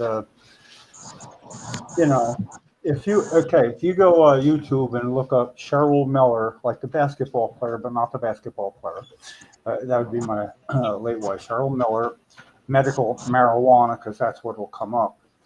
And you can see 1998 news footage of that. Oh, wow. And to me, that was like, we won by, okay, you want us? You want it that way? You go. What are you going to do? And they couldn't get, Capitol Police couldn't get rid of her quick enough. I mean, they didn't know what to do. It's like, here, hold this card, because there's a hold for the mug shots, and she's sitting there like this and can hardly move her arms, and they go, "Would you hold this?" Yeah, and I'm there going, sitting right next to her, and yet I want these mug shots. I mean, in other words, if what is it that I haven't gone back and got that mug shot? There'd be a mug shot with my hand off camera holding it in front of her and all that, but anyway, that became like better than any kind of physicality could have ever produced. It actually changed what was going on at the time. And then to follow it up with Congressman Bob Barr made sure that the medical marijuana law voted on in DC didn't have any money to be implemented, So and there was all that AIDS in it. People were dying and making political play like that, So anyway, we first met him in his office because you go into somebody's office with a woman laying back in a reclining wheelchair. Yeah, they're going to come out and say hello. And when they don't know what it's about, and then, you blindside them. So anyway, we did that. And 2 days after that, I laid her down in her sleeping bag in his office doorway with a couple other cannabis patients and some GW University students taking over the office with stop arresting patient signs. It was really, really cool. Somebody laying down, you want to walk all over medical marijuana patients? You can start with me, sort of attitude, And again, it was like, yeah, guilty. No, I'm not going to plead innocent. I plead, but it's that cost $50, and coming back in a great moment in court. So anyway, it's everything you were saying rang so true. It's like you get to a certain point, and something else needs to be done. And it's got to be, but it can't keep happening. That's why it can't. Yeah, good. You're not associated with this. This won't be like familiar to you, but you'll understand what I'm going to ask. We have a medical cannabis home grow bill for patients because New Jersey became the first state to legalize without patient home grow out of the 13 states before us. We went the other way, and it's supposed to be corrected, but it's not. And now that there's been a bill that's not been allowed to have a hearing, because Senate President hold on it because he doesn't want the bill heard, for 4 years. Wow. For 4 years. Exactly. Now, at this point, everything that's been done one way hasn't worked. I've experienced occasionally going to bat in situations like this. And I'm really wrestling with, what to do, but it's fun. The most fun ever was testing the Patriot Act a year later. Cheryl died in 2003, so Washington D.C. was a different place after 9/11. Oh yeah, well. Yeah. So basically, a congressman in New Jersey, Congressman Pallone, told Cheryl to her face that he would talk to another congressman who we had got to, and he was going to be our go-to-bat guy, and he never did, and and she died, and I ended up picketing in front of his house where he lives at 735 Ocean Avenue in New Jersey. And because when police came the night before, well, actually I walked her like a 26-mile walk because it was before a memorial that she was going to have in D.C. at the Supreme Court, so it's like raising funds and stuff. So I walked 26 miles with one sign on the chair, but got to his house and simply had a sign saying, here lives Congressman Pallone, he lied while my wife died. There, not talking the big M word, no marijuana, back then. And did that from 7 till midnight. The police came SWAT style and told me, that I'd have to SWAT leave. style? Wow. Yeah, no, I mean, it was like two cars from different directions. And it was like on Ocean Road without a lot of traffic. It was midnight. And the guy, gets out, and understand, though, this is like maybe 6 weeks after Cheryl died, maybe 5 weeks, 6 weeks. I didn't care. I was looking for somebody to hit me. I'd knock me out. I don't give a shit, And but anyway, that evolved into, you're going to have to leave. And I went, or what do you mean? Oh, sir, you have to tell me that you're going to place me under arrest if I don't. And you ought to say it twice and not once, because if you say it once, I'll go to court. And come on, let's get to the show on the road here. And they resented that and all. But when he said that people fear for their life and property because I can't see your sign and they don't know what's going on, I said, okay, that's statutory talk. We're going to come back in the morning all ready. Get a ride at it here. I'm going to be mic'd for sound and videoed from across the street. And make sure they understand the Constitution. They don't have to read. Yeah, they still don't. They don't give a shit about the Constitution. I'm just trying to get him to, But anyway, we came back the next morning, and the Palones didn't go to church that morning because I know where they went to church and what time, and they always do. It was easy research. So anyway, we were by being outside of his house that next morning, 28 steps each way, turning away from the house, not even looking in. All their blinds were closed. I was holding them captive, and it really felt good. I mean, it really, really did. That's like under radar, not my throwing scooter was proven to be and looking from different directions, field vision wise, and so it's going to be interesting in New Jersey. It's not going to go on this year. I can promise that. I mean, if you think about it, marijuana used to be legal in the United States many years ago until some asshole in the government said, we're not making money off of this. Let's make it illegal. Because here's the thing. I don't know anybody who's ever died from smoking marijuana. People die from tobacco and alcohol every day, and that's legal over the counter. Yep. But marijuana, doctors even prescribe marijuana. But you mean to tell me that marijuana is illegal and tobacco and alcohol? I mean, tobacco and alcohol is legal and marijuana is not? I mean, I don't ever recall any doctors prescribing tobacco and alcohol, do you? But yet that was legal over the counter. That tells you right there the government never gave a shit about our health. It has everything to do about money. It's a money grab.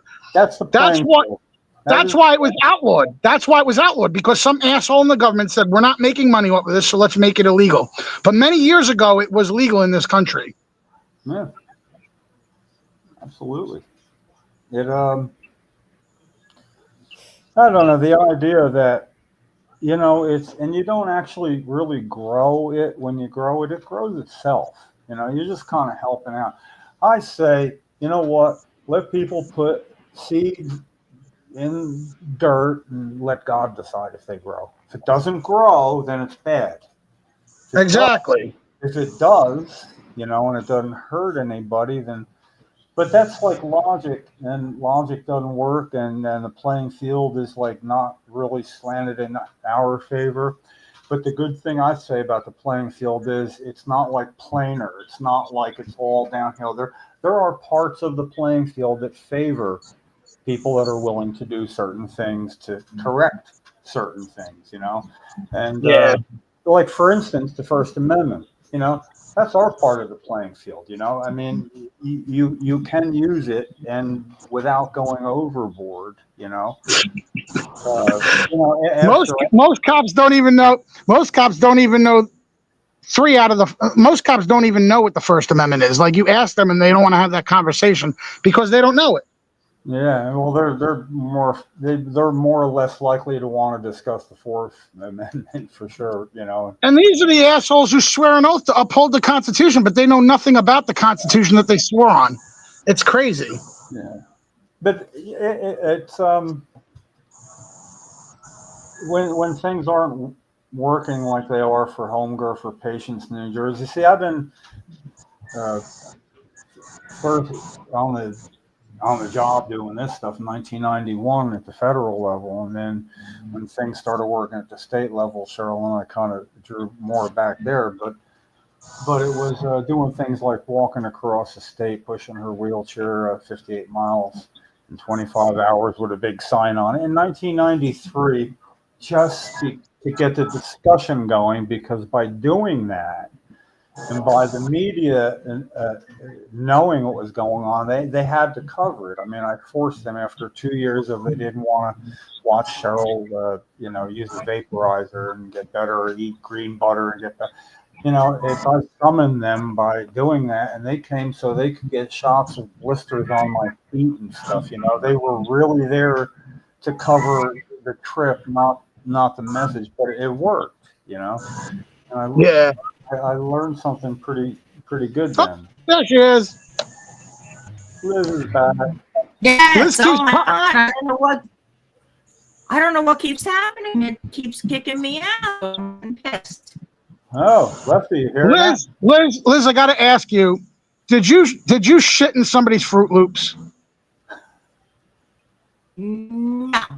So why do they keep booting you off of here? What happened? I don't know. I don't know. I actually think it's my computer, and it's starting to feel the page. So, yeah. You can't tell I'm looking at you, Lefty, because you can't tell, but I'm looking at you now, waiting for you to take part. Liz, I gotta ask you, what is your favorite restaurant? Like, what is your favorite restaurant? Actually, it's a place called Yu Yi, the Japanese hibachi. Oh, you like hibachi too? Yay! Yeah, we all gotta do hibachi one night. Oh, I've been. I love hibachi.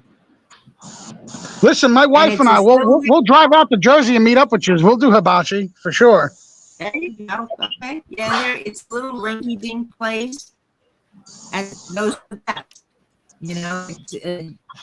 You look at it from the outside, you're like, maybe not so much, and then you go in, and the food is delicious.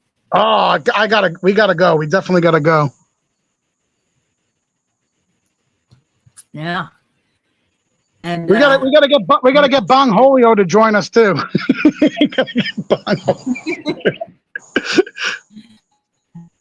Listen, I just stick to my weed. Yeah, weed and hibachi food. Yeah, weed and hibachi food. You can't go wrong. No, Facebook took down Bong Holio's videos. That won't do. When I go down to the show, I'll get high when I first get there. That's it. I like hibachi. Hibachi's good. It's fun. Oh yeah, it is. I love it. Yeah. I like the clear soup with the onions in it. Oh my god, that's so good. That and the ginger dressing for the salad. Oh my god, it's so good. Isn't that the best? That's so good. So good. And you know what? It doesn't matter what Japanese restaurant you go into, they will have that dressing. Yep. And I always ask for extra dressing because they never give you enough dressing. They never give you enough dressing. I know. I want my salad. I want my salad swimming in it. That's how much dressing I use on it. Oh yeah, that dressing is so good. You actually make their own, and it is so good, isn't it? I love it. I fucking love it. I always get the hibachi. I always get the hibachi steak with the white rice and with the white rice. I don't do the fried rice. I'd rather do the white rice, and then once everything's on the plate, I'll mix it up, and oh my god, it's so good. Yeah, I like the white rice better. I'll get half rice and half noodles. I love the noodles. Yeah, the noodles are good too. You're right about that.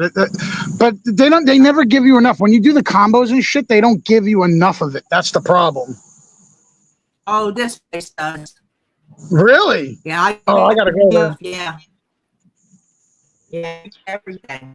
I mean, my wife did. There's a hibachi restaurant about 10 minutes from where I live, and they actually, it's a really good restaurant. But the reason. They also have a Groupon, so we save money eating there too because they have Groupon there also. The smaller Lefty. independents. Lefty, can you hear me? Yes. I just heard from Wolf, and he said he just tried to get on. He said no one is there. Come on, we got to bring Wolfie on. He must have the old link. Well, okay. So give me the right link. Text it to me. Can you just go on YouTube? No, not till tomorrow. No, it's on Rumble. No, he's got to come on as a guest. No, but it's not on YouTube. This is going to be on Rumble, correct? It's on YouTube and it's on Instagram and Rumble. Oh, it's on both. Okay, so it is on both. All right, cool. I sent him the attachment. The one that you sent it to him, and the one that I sent back to you, you said, "Yeah, this is correct." So I don't know. Hold on, Let me check try it. again. Wait. Forward. Where is he? He's right here. Next. Okay. right. Sorry, All right. guys. I resent it. But Liz, do you drink? Lefty. Lefty. Yes? I sent you an email with my phone number. I sent you an email with my phone number so that you could send me Rob's info. Oh, I didn't send you Rob's info? I'll do that now. I'll do that Yeah, now. no, but I sent you the phone number to send to. Okay. I emailed that to you. Now, I asked Liz the question. Now I'm asking everybody else the question. What favorite? Who wants to go next on your favorite restaurant? I have many favorite restaurants. Let me go onto LinkedIn here. I don't know if he's ever been to Brooklyn, but there's a place called L&B Spumoni Gardens. Oh, Jesus. It has the best Sicilian square slices you'll ever have in your life. I shit you not. I love Sicilian. Love They do Sicilian. the cheese on the bottom, the sauce on the top. All you got to do is sprinkle a little bit of garlic and grated cheese on it. It's like and it's so soft. It's like biting into a cloud. It is so good. Nice. These Sicilian these Sicilian slices is like heroin. I swear, you can never get enough of it. It's so good. And I'll tell you, you can get Sicilian here in Jersey, and there are a couple of places that actually do a decent job of it. But Staten Island, because that's where my family is, where my family is from, and that's pretty much where weekends. 'Cause every weekend you went to your Aunt Kay's and the Gravy's in the pot, and, the whole nine yards. But I think Staten Island has the best Sicilian. You gotta go. You gotta try L&B Spumoni Gardens. I'm telling you, L&B Spumoni Gardens. James Gandolfini, God rest his soul, the actor, he used to eat there religiously, and this place has a lot of celebrities that go there to eat. And on top of that, many years ago, the owner of L&B Spumoni Gardens, they had a mafia war over the sauce. It was crazy. It was on the news that he was in his backyard in his lounge chair, and he ended up getting assassinated in his backyard, and they were having basically a war over the sauce that they put on the Sicilian slices. Yeah, you can't even make this shit up. Like, he literally lost his life over the sauce. It's crazy. To die for.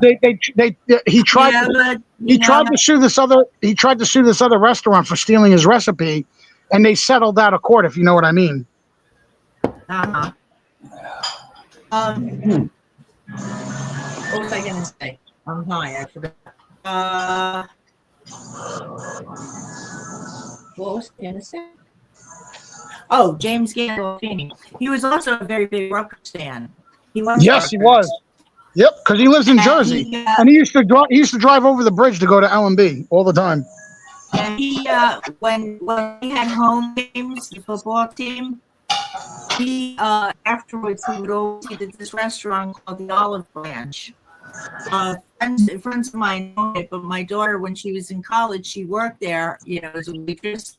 Because it's good friends, and my daughter and their daughter were best friends since they were 5. So she got to serve him when he went there.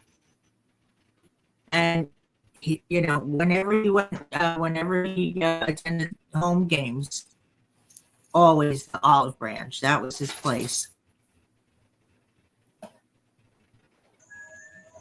Really? Olive Branch was his place? Yeah. Yeah. I read that too. Yep. I never got to eat. My wife and I, we still want to eat at. There's a place in Manhattan. The actor Chaz Palminteri owns it. I want to eat at Chaz Palminteri's. I haven't eaten there yet. My wife and I want to eat there eventually. I have a good Italian restaurant up here, Maggiano's. I heard of Maggiano's. Yeah, they are really good. You're never disappointed. Definitely got to go there. Yeah, that's a good restaurant. You'll enjoy that.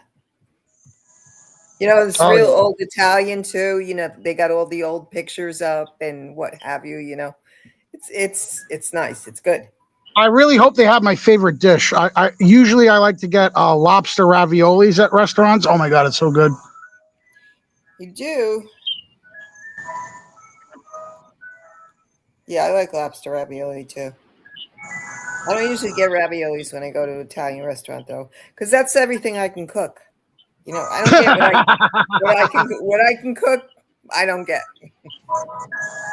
There's an Italian restaurant. Then I think, well, I make this better, you know, and you know how Italians are. Oh, absolutely, absolutely. You don't eat at home. Vinny, you got to go back inside, man. It's way too loud. All I hear is that ice cream truck, man.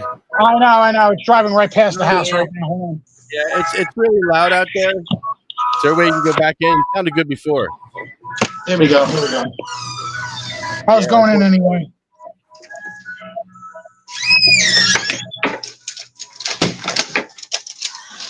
So much there's better. this place in Woodbridge, Costello's, and they have the best carbonara. And they serve it, those big flat noodles. Ooh, sounds good. Well, I can't think of the name of Comfort Deli. That's they serve it on the boys on Comfort Deli. That sounds good. So good. Oh, it's unbelievably good. It's addicting. And they give you such large portions. Really? Yeah. I love it when they give big portions. I love that. Yeah, because then you can take it home and have some for breakfast. You get butter for the bread. You get olive oil for the bread. Yeah, they really do it up nice. I gotta try that for sure. They've been around. What's the name of it again? Costello's. Costello. That's awesome. That's right by the convention. The Woodbridge Edison area. Which convention? The 420 convention and the Exotica Expo is in Edison, New Jersey, and Woodbridge is like right there. Yeah, no, when is the 420 Expo? I haven't heard about it. Oh, you gotta go. You gotta go there. It's such a good time. Well, when I'm going, when is it? I know the end of October is the Exotica Expo, and that's going to be the end of the last weekend of October, I believe. And the same vendors that are at the 420 convention are usually at the Exotica Expo also. Let me look it up. Because the company that runs the 420 convention also runs the Exotica Expo. Yeah. I'm going to Google it. My wife and I, we always get the 3-day VIP bracelet, but we wait until they have like the holiday. You have to catch them when you go on their social media pages when they have the promo codes to save money on it.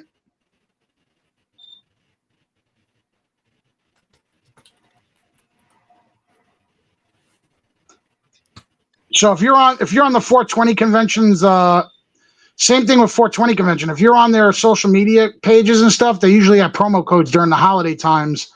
Like every other month, there's like a holiday, some kind of like holiday code that you could save money on the tickets and the VIP bracelets. All right, let me see. Okay, schedule. But you got to do all 3 days because Sundays are the best. Oh, yeah. Like if you're gonna buy anything, you always wait until Sunday when everybody's trying to get rid of shit and they discount everything so they don't have to bring it back with them. So I'm going to go promote my stuff. Yeah, I'm going to go see all the vendors. The best thing to do is to Yeah. window shop. You window shop, and then on the last day, that's when you buy everything. That makes perfect sense. Yeah. Yeah, because it costs more money for them to ship it back, so they'd rather just discount it, and so they don't have to bring it back. So a lot of the vendors, they discount everything on Sunday because it's a slow day, and they're just trying to get rid of stuff before they have to. Because if they don't sell stuff, they have to ship it back, and it costs money to ship it back. So basically, on Sunday, especially as it's winding down, you can say, "Doing any better than that? A little better than that, maybe?" You know. Oh, It's not on their website. Yeah. It's not on their website. All is there is their 220. I stopped at 2024. Well, I know Exotica is exoticaexpo.com, but it's EXXX Exotica. So there's 3 X's. It's Exotica. ExoticaExpo.com, and then you go down to where it says Edison, New Jersey, where you go where it says Edison, and it'll tell you. I go to flea markets when they're not during the end of the day. Not the people that are there the decent sized ones, not the ones that are there regular. The people that are going because they got to get rid of shit. With exactly that theory, it's like they're going to take that shit they didn't sell home, at a certain point. So it's always I remember hours looking around, window shopping, and then around 2:00, I remember one year they featured me on the Exotica website when I was in my condom costume, my cosplay costume. And I didn't even know. My friend hits me up. He's like, "Dude, do you know you're on the Exotica website?" I'm like, "I am." And sure enough, I was on the main page. I was like, "Oh my God." That's pretty funny. Yeah. Yeah, it was pretty funny. Yeah, really. Sounds like it. Oh man, get out. Yeah. Hopefully, I'll have my my motorized scooter by that time. There's no way I can walk any kind of convention. I can walk about 200 feet back. Starts really hurting.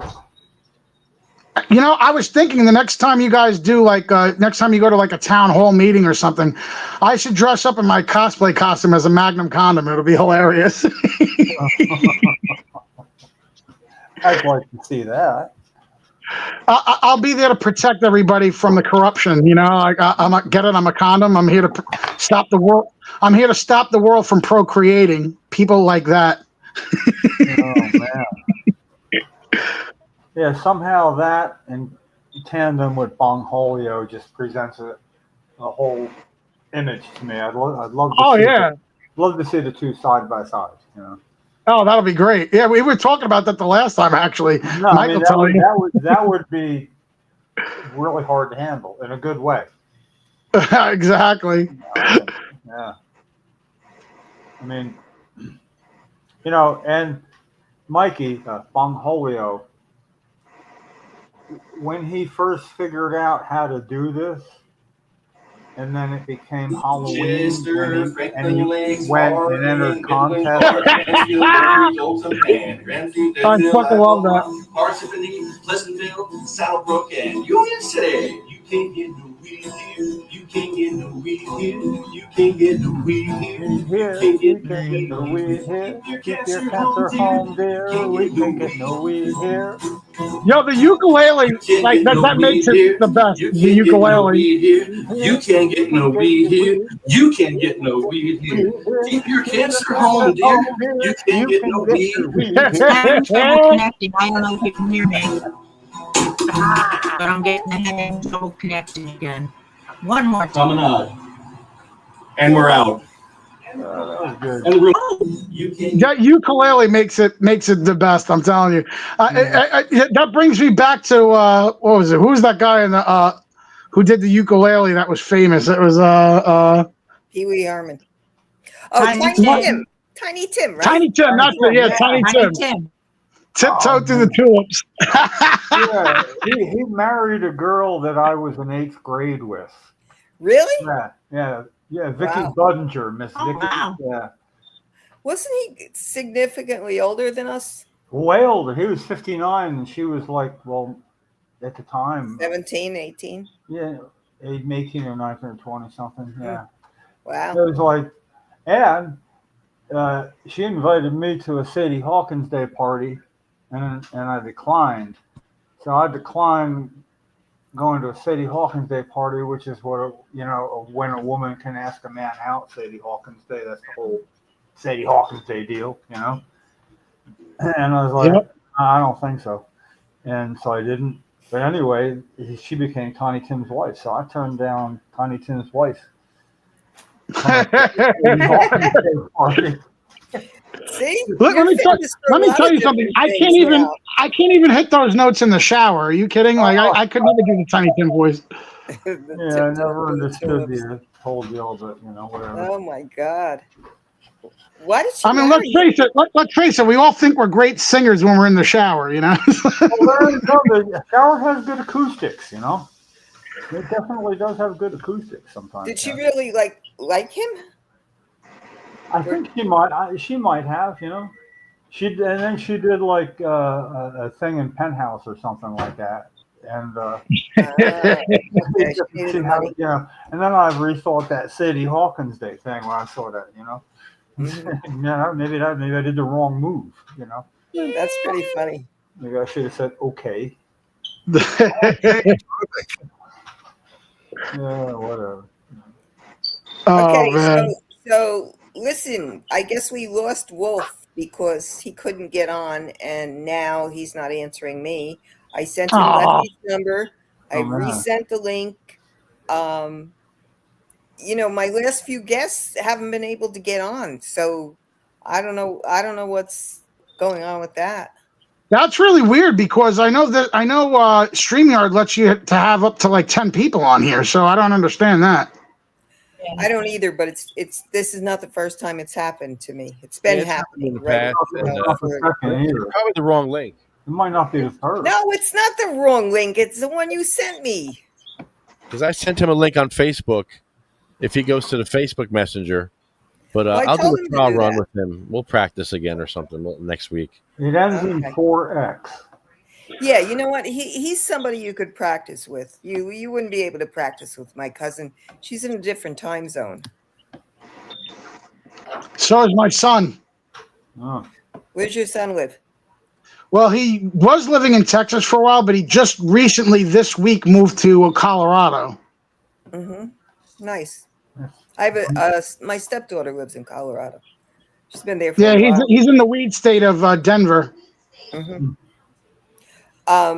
Yeah, Denver's nice. I've been to Colorado multiple times. It's nice. It really is nice. But they get that weird weather like we're getting now. It snows one day, it's hot the next, and then they have the fires now. All those states are burning. I saw Utah, New Mexico, Arizona, California, Canada, and Washington. They all have fires going. Wow. We have the smoke here because I'm 5 minutes from the city, so we started. At least they're saying that's what it is. Who knows? It's probably smog. Where are you at now? Hackensack. Okay, so you're right over by us. All right, cool. Yeah. So they keep saying that we're getting, the smoke from Canada. But I don't think so. I don't know. I don't believe it. I mean, I remember, what was it, about a year or two ago, something similar happened where there was a brush fire in Canada, and all the way here in New York, it was like orange clouds and stuff, and it was orange. It was like, yeah, that doesn't look like that here now. It looked, I know what you're talking about because it was here. But yeah, it's just I don't know. Do you think they're doing the cloud seeding? I have like a couple of cousins that are really like into those conspiracies, with cloud seeding. I think it's climate change, really. I don't know that it's any more mysterious than that. Well, according to what I read about recently, just yesterday, actually, something to do with the solar flares in the sun that are happening now. Yeah. That's why all these earthquakes and volcanoes are erupting all at once. Yeah, I heard that too. I read that. Yeah, the solar flares. And you know what? My physical body gets so affected by the elements. You know, like I know when it's going to rain because I get a back spasm. I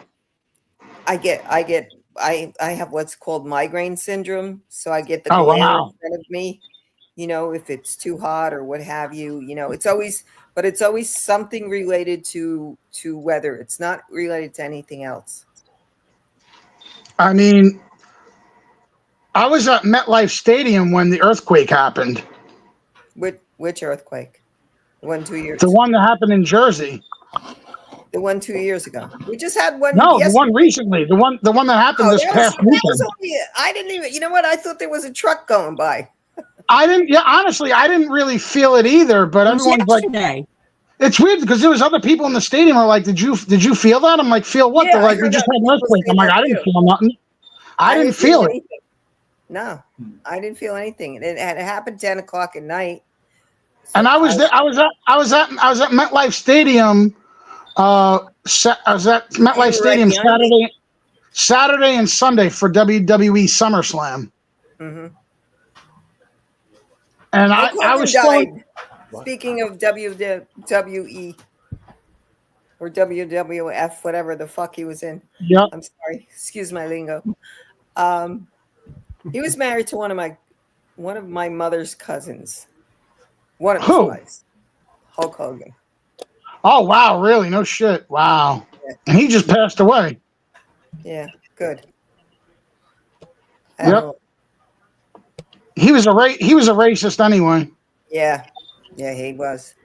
And a Trumpster. Yep. He helped get Trump elected. He certainly did.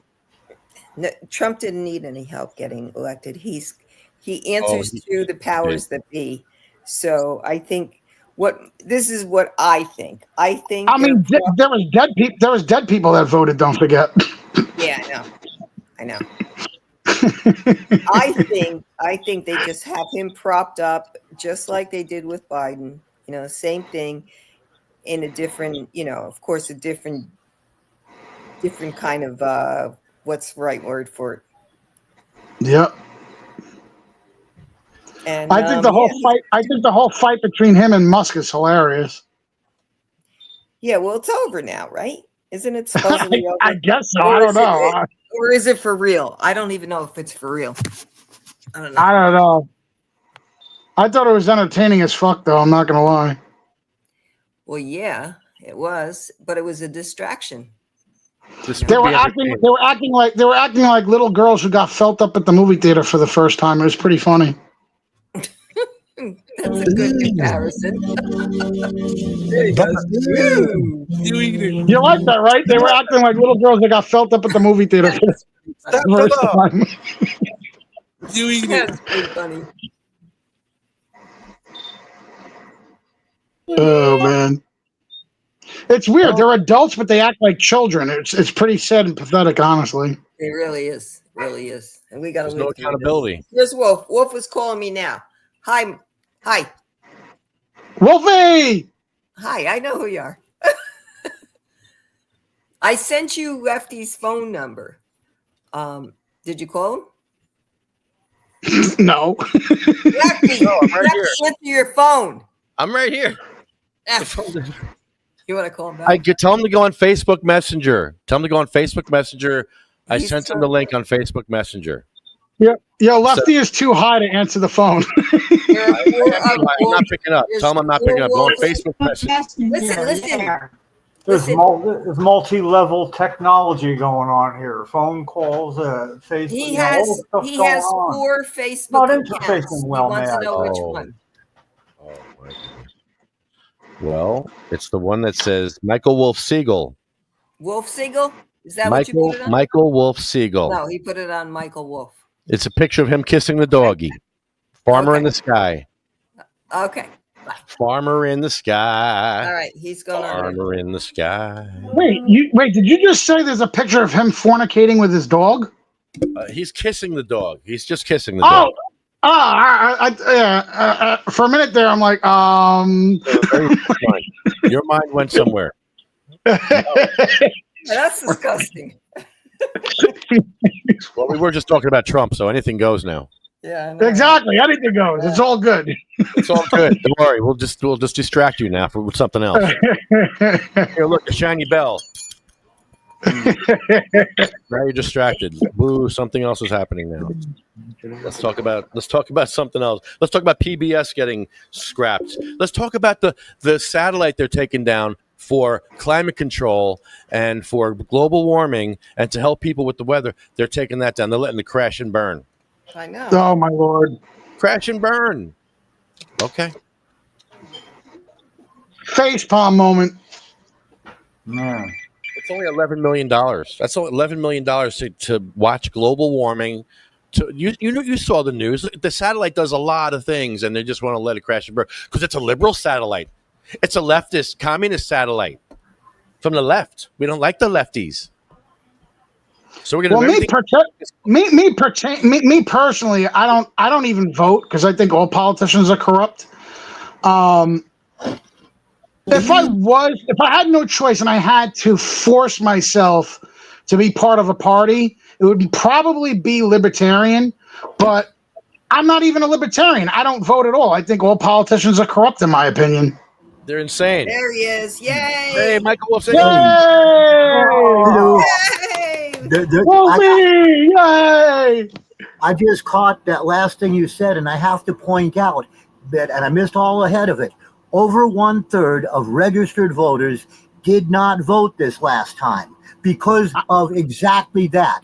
As a result, this nation is now about gone in terms of slipping into fascist dictatorship. It's true. It's true. Because people didn't vote. Because people didn't vote against it. You have to understand, believe it or not, we are a communist country, but we're hidden behind false freedoms. We're not a. It's false freedom. No, what people we are don't understand that most of our rights are gone already. We were supposed to be a social democracy. The preamble to the Constitution describes a social democracy, which is what we're supposed to be. What we have and have had for a long time was a covert authoritarian oligarchy. Unfortunately, electing the orange oligarch made it so that they feel no fear about doing it right out in public. They've passed the equivalent of the Enabling Act. We were doomed the day they passed NDAA and the day that so-called progressive Americans started being ordinance phobes. The Second Amendment is there for a reason. We should not be the disarmed side, and yet we are. That's the disaster. It is. No matter who we vote for, we're fucked no matter what. No. Sometimes the lesser of two evils is still the lesser of two evils. Kamala Harris would not have suspended the 14th Amendment. Kamala Harris, I don't like her. She is she is one of the three people who destroyed what was a really great cannabis community in California. Yep. But even so, I voted for her. Well, I mean, when you consider the alternative, well, it doesn't matter. Yeah, but if we think about it, lesser of the two evils is still choosing evil. It's also still lesser. It's lesser. That's what he's saying. It is still lesser. Now we have this idiot. Now we have a Supreme Court, even after this idiot's gone, and because they're going to Amendment 25 him out of office eventually. That puts Peter Thiel's puppet in, and that's not an improvement by any means. That's J.D. Vance, and he was pushed into that position because there was a plan. You know, they knew what was going to happen. Also, they wanted someone who they knew would actually be worse than Trump. Yep. J.D. Vance wears a Jerusalem cross, also known as the Crusaders cross, tattoo. Do you know who wears that as a recognition sign? Christian Reconstructionists. Are you familiar with Christian Reconstruction? Mm-hmm. They want biblical law, including stoning and hanging, Old Testament Leviticus. Do you know where their roots are? Their roots are in a group called the Fellowship. You know who financed the Fellowship being founded back in 1934? Many of the same authoritarian oligarchists here in America who helped Hitler get to power, who attempted to create the businessman's revolt using the American Legion as troops against FDR, which was stopped by United States Marine Corps General Smedley Butler, one of the greatest heroes hardly anyone ever knows about. One earned 2 Congressional Medals of Honor. When he testified against Congress, against what had happened, and told them about what had happened and what he had to do to stop it, they ignored it. We don't hear about Prescott Bush having supported Hitler, do we? We live in an authoritarian oligarchy. The thing is, Trump made it overt. I would rather have it be covert and still have some chance of recovering from it. By the way, Jim, I think Jim Miller, you have what I regard as one of the most important moves out there. People need to be able to grow for themselves, because that's half of the benefit that you get from cannabis, is getting closer to the life cycle. Okay, now back to politics. That's true. I mean, we live in a nation that we could theoretically still save it if we all went out on general strike and stayed there until the oligarchs went, this is costing us too much money, he has to go. Yep. Or everyone who really believes and understands that we are not, by working within the electoral system, going to be able to recover the ship of state from the pirates who have hijacked it and are running it up on the shoals of tyranny. It's going to take armed resistance. So anyone listening to this, go out and get yourself an AR-15 type semi-automatic, get yourself a 12-gauge pump gun, one or the other, because those are the two that are easiest to use effectively, and go practice. Practice a lot. Learn to use it safely and proficiently, which, by the way, is what well-regulated meant in 1787. It sounds like the armed fishermen in Florida to me. and like the Black Panthers civilian patrols in Oakland, and like the Deacons for Justice for Defense and Justice that accompanied Martin Luther King's marches. I'll be right back. There you go, Chris. He's right. Listen to him. He's pretty smart. And it's like the Sage of Athens, Tennessee, when we had veterans come back from World War II to a community that had been taken over by people as crooked as the assholes we have on top in DC right now. And they said, no, we're not going to do this. And they put up armed resistance and they got their county back. We are a people who have to understand how our nation was established, why it was established, and what it was supposed to be. Ronald Reagan said a lot of things. I didn't like Ronnie, but he said a couple of good things. One is, and it's historically accurate, except if you were a member of a minority or a persecuted demographic, we have been that light, that city on the hill shining through the darkness of tyranny, and that light is going out. It's up to us to reignite it and make sure it goes everywhere. I'm 69 and I'm physically broken down. All I can really do at this point is keep sounding the muster to the unorganized militia, which is legally recognized in our federal laws as every able-bodied man between 17 and I think it's 43. If you give me a minute, I can get the exact words. It's not the National Guard. It's us. It's the body of the people as proposed in the initial version that was what was ratified by the colonies, but somehow it got written up differently. Yeah. You see, you have to understand, 249 years ago, we won the Civil War because we were truly united at that time. Now, between then and now, over time, the government has been trying to divide us so much to the point where if we were to have a civil war now, we would lose. And it's because we're divided. So we're not the United States of America like we're supposed to be. We're the divided states of America, the DSA, in reality.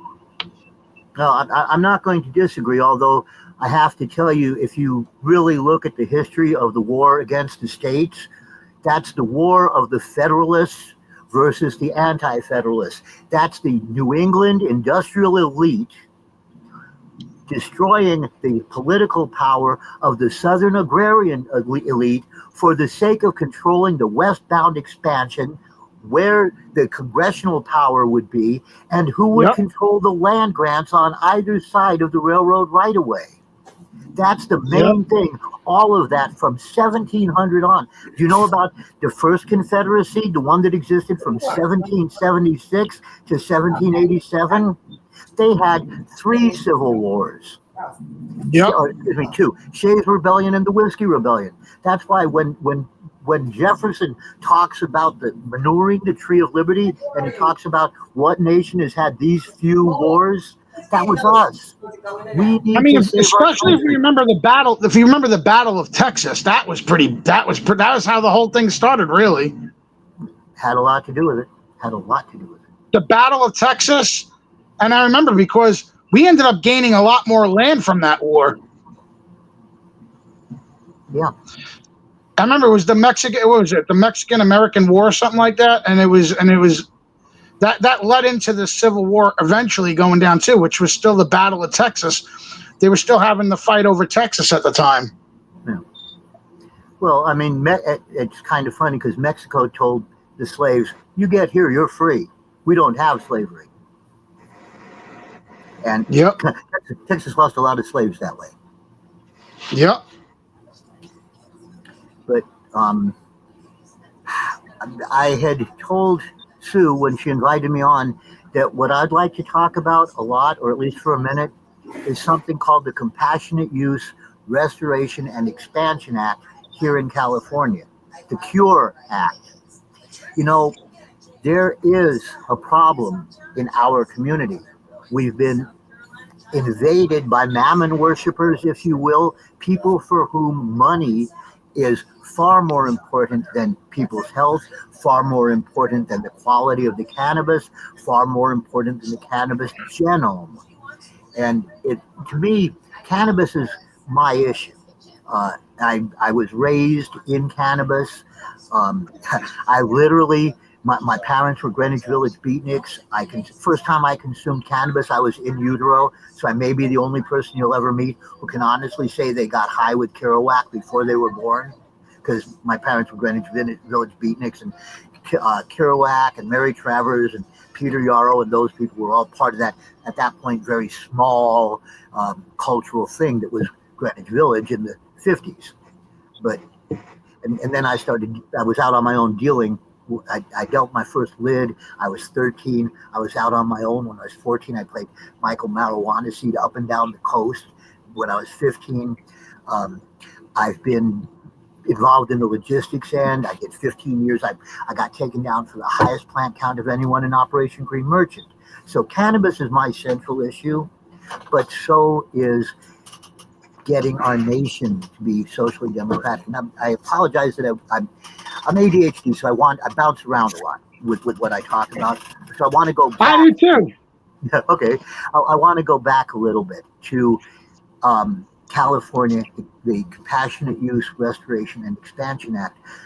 Basically, there are some problems. Prop 64 is what California's current cannabis regulations are based on, but Prop 64 specifically forbids itself in Section 11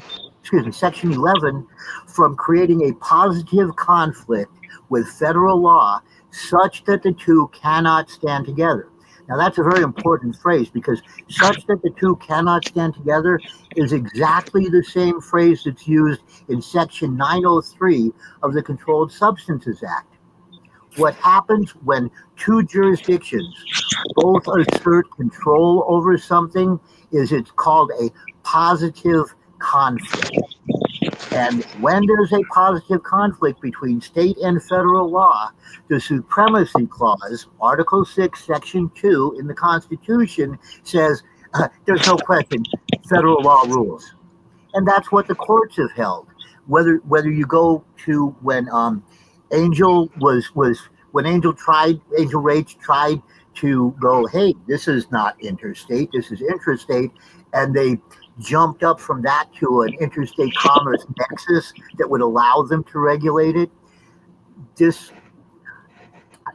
What happened is that we were told, or I wasn't living in California yet then, so I should probably be fairer about it and say they were not told in California that stacking was going to be allowed. They were given to understand that there were going to be size limits. Many of the supposed activists in California, who are now big time tight with the MSOs, were to blame. And I know I'm going to offend some people with this, but hey, Tim Blake, I'm calling you out specifically. Specifically. And if you'd like to do it interpersonal, I'm okay with that one too. But him and other people basically lied, said, oh, don't worry, we're going to be okay. They're not going to stack licenses. We didn't get a chance to see how the Medical Cannabis Regulation and Safety Act, MCRSA, was going to work out before the Assembly and Senate passed SB 94, which enacted the laws that combined our medical and adult use, and in doing so created a positive conflict such that California medical cannabis could not and cannot consistently stand together with federal cannabis regulation. Why? Because in doing so, in combining them, they made us subject to the punishments that are continuing to happen for adult use. There is no provision in international law or in federal law that allows for adult use to be legal. Medical and research can be. And because of Rohrabacher, God help us, now defunct, thanks to the big bullshit bill, because of Rohrabacher Farr or Rohrabacher, Blumenauer, whoever else, there was a carve out. There was a way that if you don't say that you must stand consistently with all federal law, including the Controlled Substance Act, then you have federal law you can consistently stand together with. They took that out when they passed Prop 64. Kamala Harris, we mentioned her earlier, Kamala Harris as Attorney General allowed a lie to be put, a major lie to be put in the voters pamphlet. She said, oh, they're not taxing cannabis. Medical cannabis started being subject to sales taxes in 13, I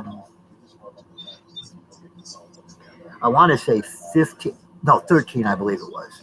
Yeah, several years before Prop 64 passed.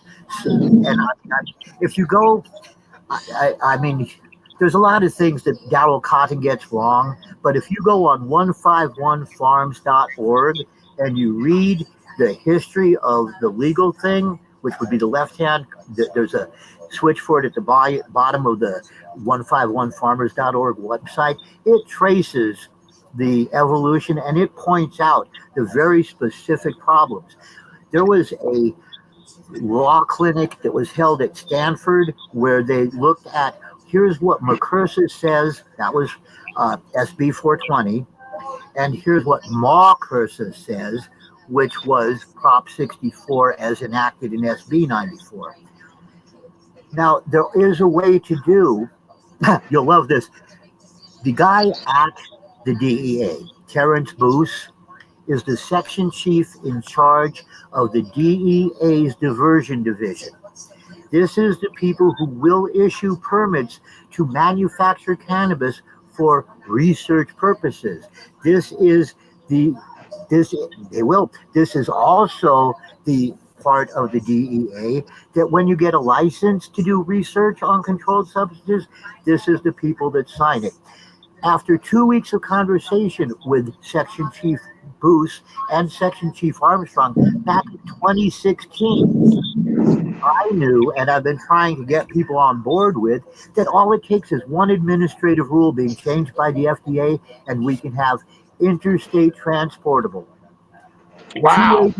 280E exempt vertically integrated before seed to beyond sold distribution systems. Now, it involves giving up some privacy. People that want to be true medical cannabis patients, they're going to have to be willing to undergo a full genetic makeup and a biochemical makeup so that we can start tracking which combinations of cannabinoids and other substances present in cannabis produce what effects for which clusters of genetic groups of patients. One of the cool things about that is in order to really do that, they're going to have to let growers be vendors to the licensed research universities, and I would like to see testing put in the university, the nonprofit input in the university systems chem classes. There's second or third year organic chem students ought to be doing it, and I don't mind paying whatever it costs and financing that as part of the cost of purchase. That would be okay. I want every package to have a barcode that when you put your phone and you check it, you can find out what all of the major cannabinoids in it are, what the terpenes, what the thiols, what the flavonoids, where you can go and find out. And we need to be tracking this in order to really stop standing on the edge of the cliff that we're at right now in terms of medical cannabis research. Because right now we stand here with a shotgun, blindfolded with a hood on a pitch black night. We fire that shotgun hoping that when we get down to the bottom of the Grand Canyon, we'll find something for breakfast. You aren't going to find multi-molecular compounds doing isomolecular research, and allopathic medicine, Western medicine, does not have a research mode for multi-molecular medicines, but there is a way to do it. If we get every package that goes out marked with what's in it, and in order for a patient to re-up, and they are going to have to pay, that's the one the one minor rule, and it's a rule, it's not a law, it's not even a hard and fast regulation, it's just a rule that forbids people in a study from having to pay a service fee for the samples they're given. There's where we get our dispensaries. Our providers to those dispensaries are farmers would be farmers who are vendors to the license holders. We have the profiles of the cannabis. We have the profiles of the patients. In order to re-up, the patient has to answer 20 questions. Check it, circle it, no essay questions. As we get these answers in from patients who've been genetically tested using cannabis that we've identified properly, and also kept records of how to have the farmers keeping records of what they're doing to produce it, we can, among other things, get every farmer in under a program that looks at how epigenetic factors influence chemotypic expression in known genotypes of cannabis. Okay? And I forgive me for the language that I use. I use big words because I've been this way since I was a kid. My nickname as a kid was the professor. I used to wait for the Reader's Digest to arrive so I could read toward more. If there's any part of what I'm saying that's not clear, stop me. I'll clarify it, please. Okay? But we can do this. We can have every grower keeping track of what they're doing on every kind they're doing. And then we get that out into the hands of patients whose conditions are known. And they're telling us, well, this group, this one did this for me. This one did this for me. And there's finally a sensible use for AI. We set it to crawling this data. When we've got 30, 40, 50, 100,000 answers back. Now it's still anecdotal, but instead of just being anecdotal reminiscences, it's what you can call anecdata. It forms the basis for subclinical and clinical studies, and it's how we monetize it, selling this to big pharma, selling the answers. You want a medicine that's going to work for these people, that works from cannabis? This is what you have to do, and this is the extraction process. And if you don't like it tough, this is what works. It's true. They ain't going to happen under Trump. Anecdata. I love that. I wish I could claim it. Usually, that's it's sort of like if that's all you have to go on. Yes. Now, that's what Brandy's short post list is. I get a lot of anecdotal data. If I want to do something, perform a task as a carpenter having to perform, I can go on my computer and get anecdata from other people who have done this before. It's not hard and fast. It's anecdata. It works. It gives you a path. You know, that's why, like, in 1997, Cheryl and I both got quite tired. Get out of here. Stop photobombing. Get out of here. No studies that have been done to prove this. There have been no studies. So Associate from her hospital bed in front of the State House did a study of one consuming an illegal picture in front of state police and the media. You know, and in the end, what happened is her stiff body that I placed from her wheelchair into the bed, where she went planar with a tonic spasm, tightening up as opposed to dripping through it like wet spaghetti, cooked spaghetti. An hour later, after drinking this mystery liquid identified, you know, by the fact that, you know, it got ferreted to me by a physician in California, Dr. Dennis Albany, and that in the end, the results were amazing. Yeah. So it wasn't a double-blind, placebo-controlled, gold standard clinical crossover test. This was a test of one. But according to everybody saying it's never been studied, is the best study ever done, wasn't it? That was our simplistic look, saying you want a better one, do a better one. There's been no study that has ever showed anything but success. No study has ever shown anything but success. And that goes back to LaGuardia. 1998. It was like, it's never failed. You know what it is? They try to find any reasons. They try to find any negative reason to try to shut shit down. It's crazy. See the coolness of the simplicity of that, which it was actually kind of like Cheryl's talks at first, which made it even more fun, is that it was so simple, but true. Shut the fuck up. Unless you're going to try to do a better study, it's the best one ever done. So, you know, a challenge, of course, is never going to be accepted, not when it's a Schedule 1 and everything else I've been listening to Wolf say, is, yeah, we're missing the opportunity for all the science that it could have provided over the last goddamn 2 decades. This could have been done 2 decades ago. Very easy. You know, and so to slow the medical progress, and I'm not going to live long enough to see when people look back and go, holy shit, this is the plant that we made illegal. It's going to happen. It's real, you know, and it's gone too far. And you can't put that genie back in the bottle, and it crosses all political party denominations when you get right down to it. You know what I mean? Yes and no. Yes and no on that one. No, I'm just saying that like... there are Republicans that are pro-pot. Well, there are Democrats that are anti. And the ones that are anti because their great-grandma Susie didn't find... Well, you're giving much too benign a reason. Haldeman said it simply. When in the U.S. v. Leary case, they found that cannabis prohibition was unconstitutional, and there was no constitutional support for it.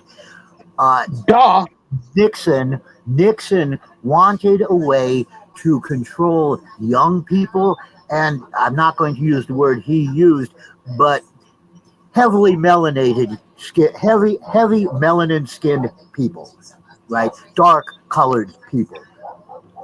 He wanted that. He wanted the illegality, and that's why we got the Controlled Substance Act, and why pot got listed in it. And it is a way to control it. And do you honestly believe that the current administration, given their eagerness to throw anyone who disagrees with them in prison, or better yet, from their point of view, in a foreign country, do you really think they're going to do anything that's positive in that direction? Well, if there's some money in it for them, if there's a slice of the pie, I mean, I don't know, because basically I don't get into any even little weeds with like what's going on, because my opinion doesn't count for shit. And everyone's opinion counts. It's not going to sway. It's never going to sway anybody's opinion. To me, I'm like, okay, I got to vote, and I vote. I do it every time, but it's one vote. Ain't gonna matter shit. So what I try to do is I try to bring a few people with me somehow. Then I feel like I'm doing something. You know what I mean? So I'm feeling that difference. But And that's important. The thing That's is, important that you do. I know it is. And People if have to somebody, hear if Papa Trump thought that there was a way to monetize this, which he would in his warped world figure out a way or think so, it's a wild card still. You know, it's like there's no real logic you can apply to extrapolate what might happen. You know what I'm saying? I don't understand. The playing field hasn't just changed; it's changed in 6 months, and it changed before that, and it keeps changing. You know, so it's real hard to find a spot to gain any traction sometimes. Well, I mean, it's actually fairly simple. We have a Russian asset tearing apart our federal government. Yeah. And the Russians don't like pot either, because their troops came back from Afghanistan going, why are we fighting? What is this? The reason politicians don't like pot is pot lets you see what's going on. And they don't want us to see what's going on. I don't know. A lot of what's going on right now is going on in the open. Yeah, this is again. We're at that last stage. I haven't adjusted to that myself even. Yeah. I mean, it's really, again, it's like applying logic to an illogical situation. It's like fighting somebody who likes pain. You can't hit them in the face or they're going to get excited. You know what I mean? It's like, it's hard to make moves because you don't know what whack-a-mole is going to pop up next now. So it sounds like sadomasochism. It sounds like S&M to me. Which is a great segue for what I was going to respond to. You know, there's an old joke. The masochist told the sadist, hit me, and the sadist said no. That actually takes some great. That I'm not really prepared to give right now. I like that. Yeah, I do too, but I'm not quite sure why. Like because it's true. Just think about it. There's no payoff. Down. Could you say it again, please? I have to actually remember. The sadist or the masochist asked the sadist, hit me, and the sadist said no. Got it. All right, I got that logged in. That's pretty good. That's good. But anyway, anyway. I'm just pointing that out as to the rules, the playing field, whatever people's perception of that is. I pride myself on having good field vision because I've developed it over decades. The problem is I developed it over decades that weren't changing from year to year. You know what I mean? It's a parabola, and we've gone past out to up, but now it's like Future Shock, a book I had to read in high school. It's Alvin Toffler. Yeah, you can't keep up with it. And no one person can really know everything, so you have to rely on people in an age of fake news. Holy crap! You know what I'm saying? It's sort of like it's an interesting. But what it gets me to do is to say I do want to know what's going on because I don't want to be a dumbass. But I know that it's sort of like not a lot I can do. I mean, you know, when they had the thing in Trenton, the No Kings thing. You know, I went because I was offended that I was hearing that people are getting paid to show up, you know. So I simply made a sign, said, relax, Trump. Nobody paid me anything or whatever, you know. It just kind of like so I would sort of belong. But then I ended up with a few minutes to speak because that's what I do when I kind of weasel for position and who's in charge of letting somebody extra have something to say.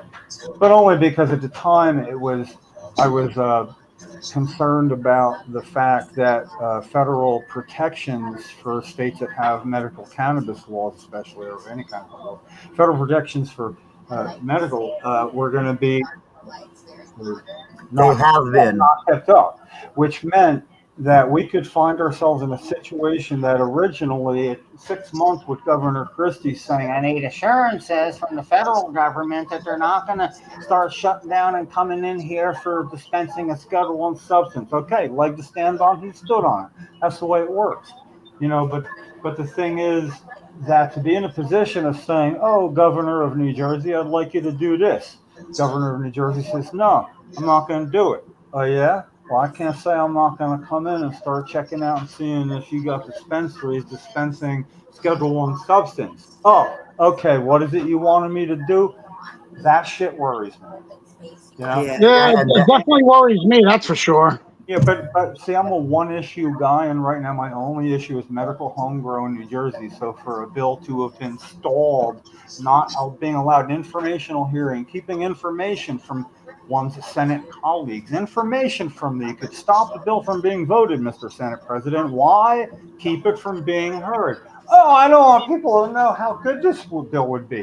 To have that go on for 4 years, do I look like I'm going crazy? I think I might be a little bit, but I got to solve this shit because I made a deathbed promise 22 freaking years ago. And this is my out.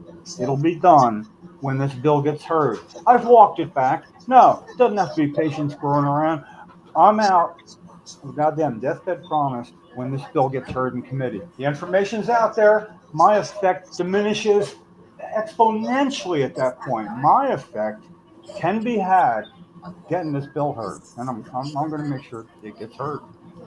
And I think that's admirable. I have the power to do that. Yes. Yeah. We all have to decide for ourselves, and perhaps by being influenced by other people, and that's where people like you come in. You influence. People hear what you're saying. We have to use our voices because that's mostly what we have. Like I started to say about the armed revolution that should be going on. I'm old. I'm physically broken down. So the best thing I can do for what I think needs to happen is to be a canary in the cave, in the mine. When you don't see something from me on Facebook, Instagram, LinkedIn, 3 days in a row, the non-immigrant roundups have begun. Seriously, if you don't... Sorry for laughing, but... He's serious, though. I know it. But otherwise I'd be out there with my laugh for that. That's what I'm laughing at. Holy shit. Otherwise, I'd be out there with what I call a Seagull Stinger, which is a load-bearing drone full of butane canisters, aluminum and magnesium ribbon, and thermite, because you can stop an armored personnel carrier with one of those. You can drop a slow-flying aircraft with one. This is the 21st century version of the Molotov cocktail. People that can fly drones need to be paying attention to what they can do. The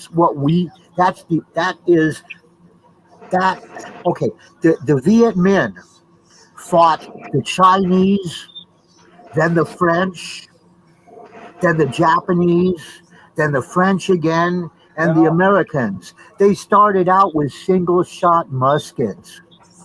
If they can beat the strongest nation on earth, which we were at that point, we can save our nation. We need to save our nation. And the issue, cannabis is the thing I'm closest to. So it's been what my whole life has been. I put, at this point, 56 years into commercial cannabis, including the 15 years in prison. So, that's a huge thing. That's and home growing in particular, I advise, I charge commercial operations for consulting, and I give free advice to home growers.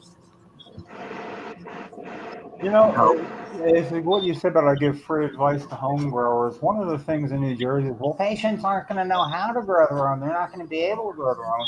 And I keep saying, among other things, that the cannabis community, if that's what you want to call it, especially growers, are very proud of knowing how to do this. And many have empathy enough that if they know somebody needed to know something, there will be help. They will share. Yeah, yes, and the law would not prevent them from actually stopping by and saying, "Do you know how to use your phone so you can show me what's going?" Yeah, they would have advice. It's like Shore Grow, the supply chain there for a lot of the growers here, a really great outing. There's going to be help, but anyway, it's just what you said. It's like you're willing to advise somebody if they needed advice. I mean, it could.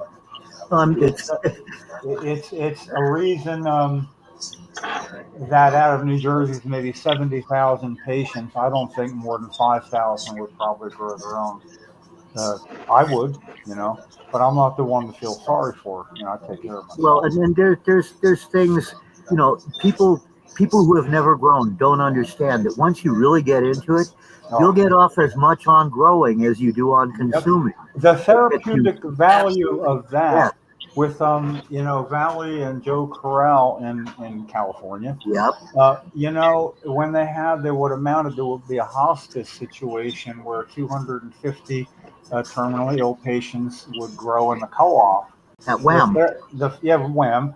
The therapeutic value, the videos I saw of patients was like what any hospital would want. I mean, there was nothing better than that for them. And and of course, all good things coming to an end when the federal government stepped in and didn't tell the local authorities they were coming. That was the Wicked Witch of the North. Yeah, they chopped it down, but then the gate back out was closed and the townsfolk weren't letting them out. And then they called for the support of the local police who were like, hey, you didn't even tell us you were coming. It was it was like a Greek freaking tragedy. But the fact is that watching a plant grow, it'll have a name by the time it's halfway home, And it's, for some people, it's funny, patients, the first time cutting down, it's like, I don't want to do it, it becomes but it's something so simple and it grows itself. You help it grow. You don't grow it. What my wife says, and I quote her fairly often since I have such a high regard for her, but what she says is ganja should be grown by people who love her. It's not lettuce, Makes sense. And I believe that's true. I like that. That's beautiful. Yeah. I think that makes sense for sure.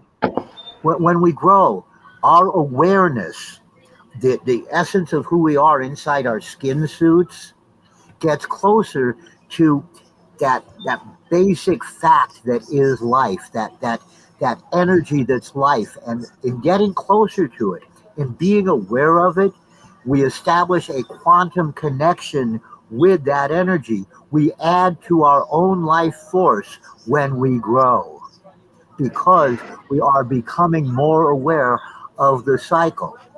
I mean, I never used to think about things like mycorrhiza. Really? I mean, of course, we were selling Fertisand through the company that I ran back in the early 90s. Well, actually, I take that back, not the early 90s. I was in prison in the early 90s. From 1984 through 1989, I was the general manager of a company called Hydrotech. We were number 4 on the DEA's priority list in Operation Green Merchant because we were where most of the new stuff was coming from. Sea of Green, mine. Screen of Green, mine.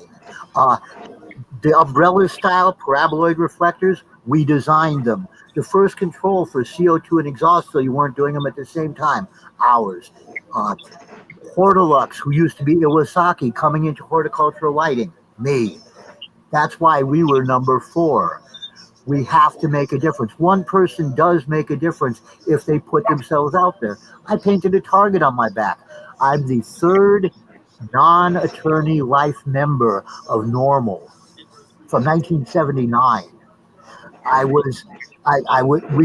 We had commercials on the #1 radio station in the Portland area, a price war between us and one of our competitors, and our commercial ended. Come to Hydrotech and watch your investment grow. We knew what people were doing, but we played the game. Tomatoes. What was the other one? Tomatoes and orchids and saffron and like that. Haven't heard of saffron. Saffron's amazing. It sells for more than $50 an ounce, and it's legal. I mean, seriously.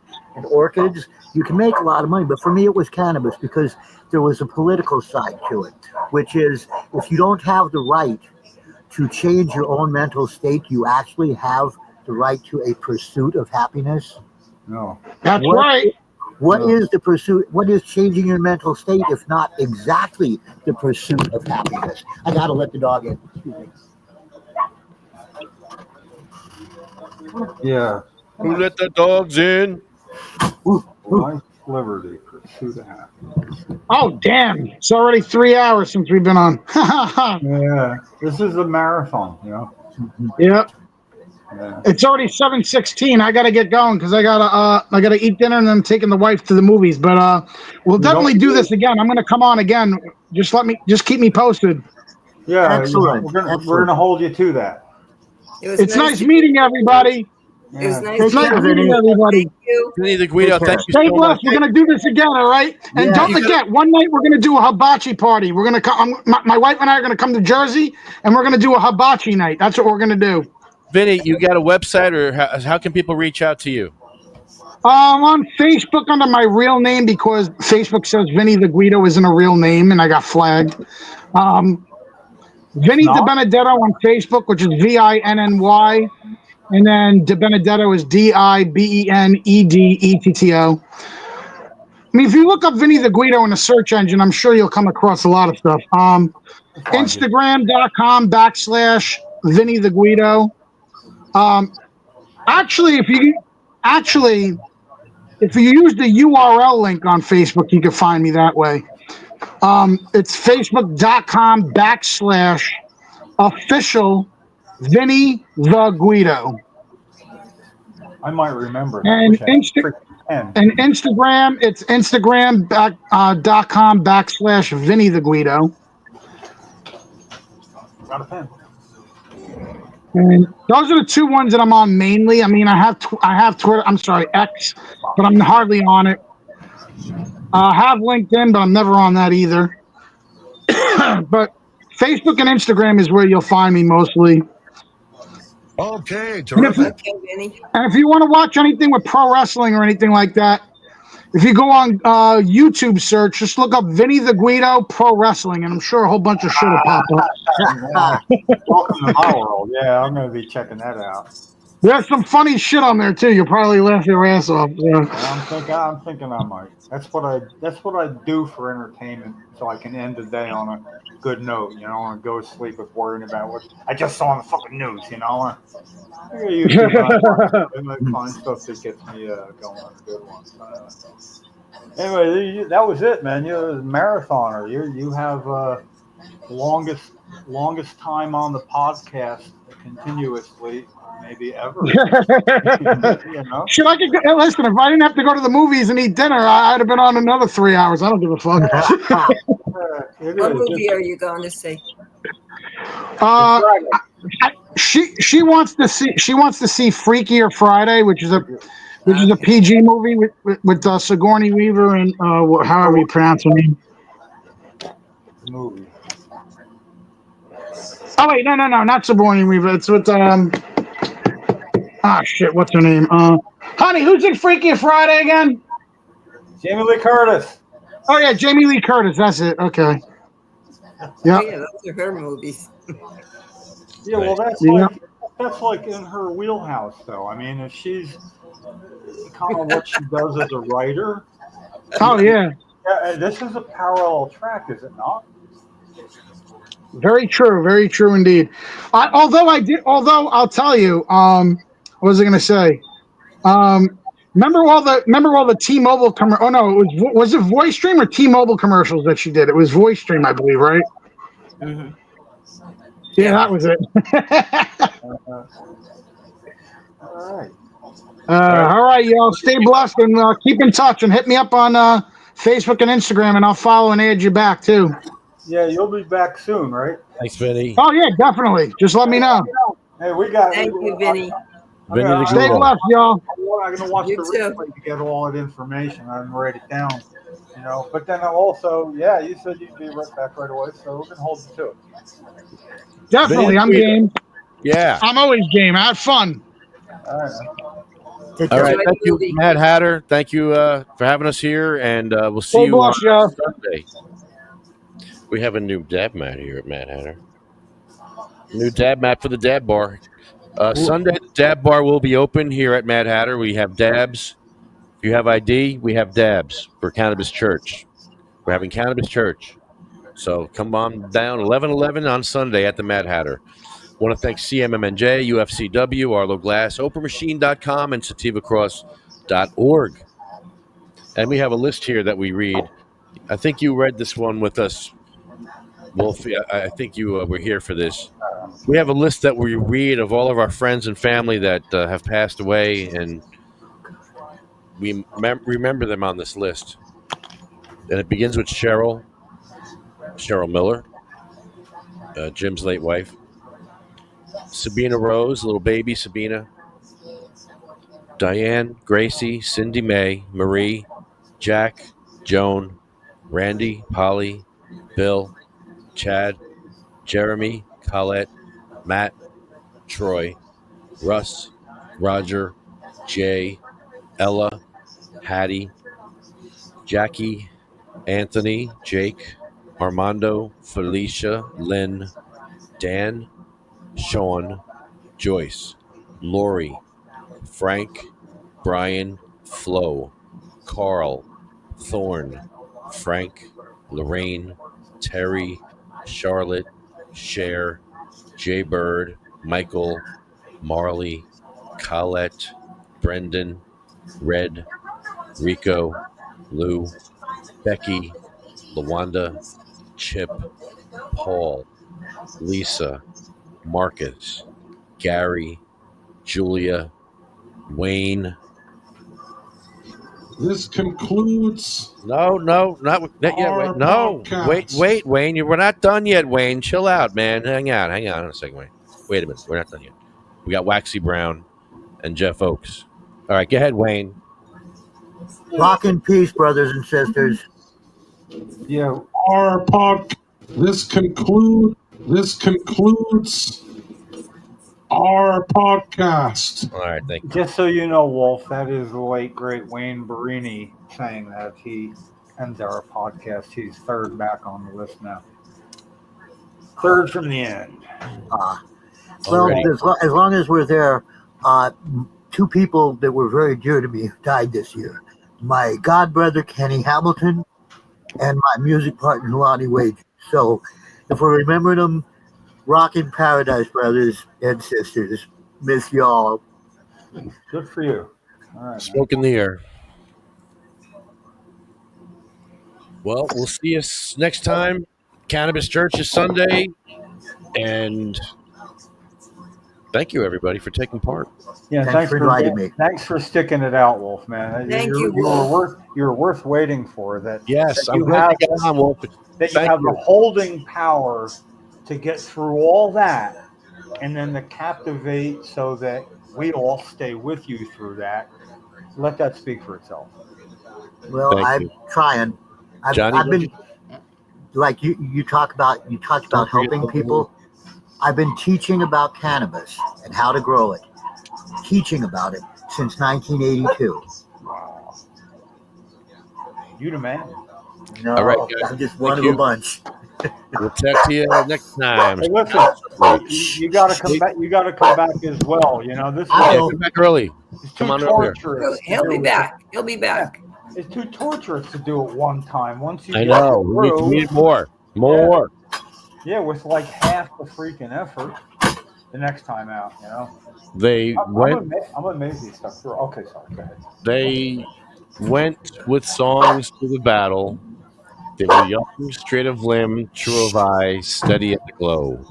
They were staunch to the end against odds uncounted. They fell with their faces to the foe.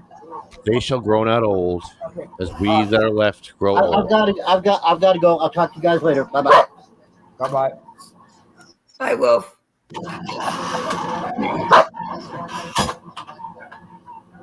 Age shall not. Age shall not weary them. No years condemn. At the going down of the sun and in the morning, we will remember that. Thanks, guys. All right. See you. Yes. See ya. Good night, guys. I'll talk to you during the week. I like this ending. I like this ending. Shut up. I like this ending a lot. Actually. Shut up. Shut up. This is so funny.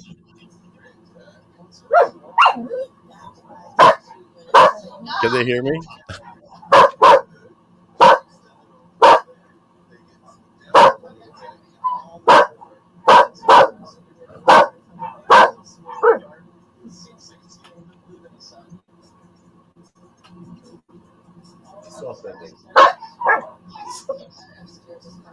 Ladies and gentlemen, this is called a soft ending. We just kind of fade out with some dog barking, like a Pink Floyd album or some shit.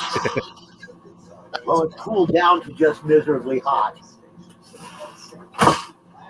And I'm off that. It's cooled down to just miserably hot as opposed to hellish. She says something bad. Before he says something illegal, or yeah, I'm gonna pop out. Yeah, pop. Good night, everybody. See you from Cannabis Church. See ya. See ya.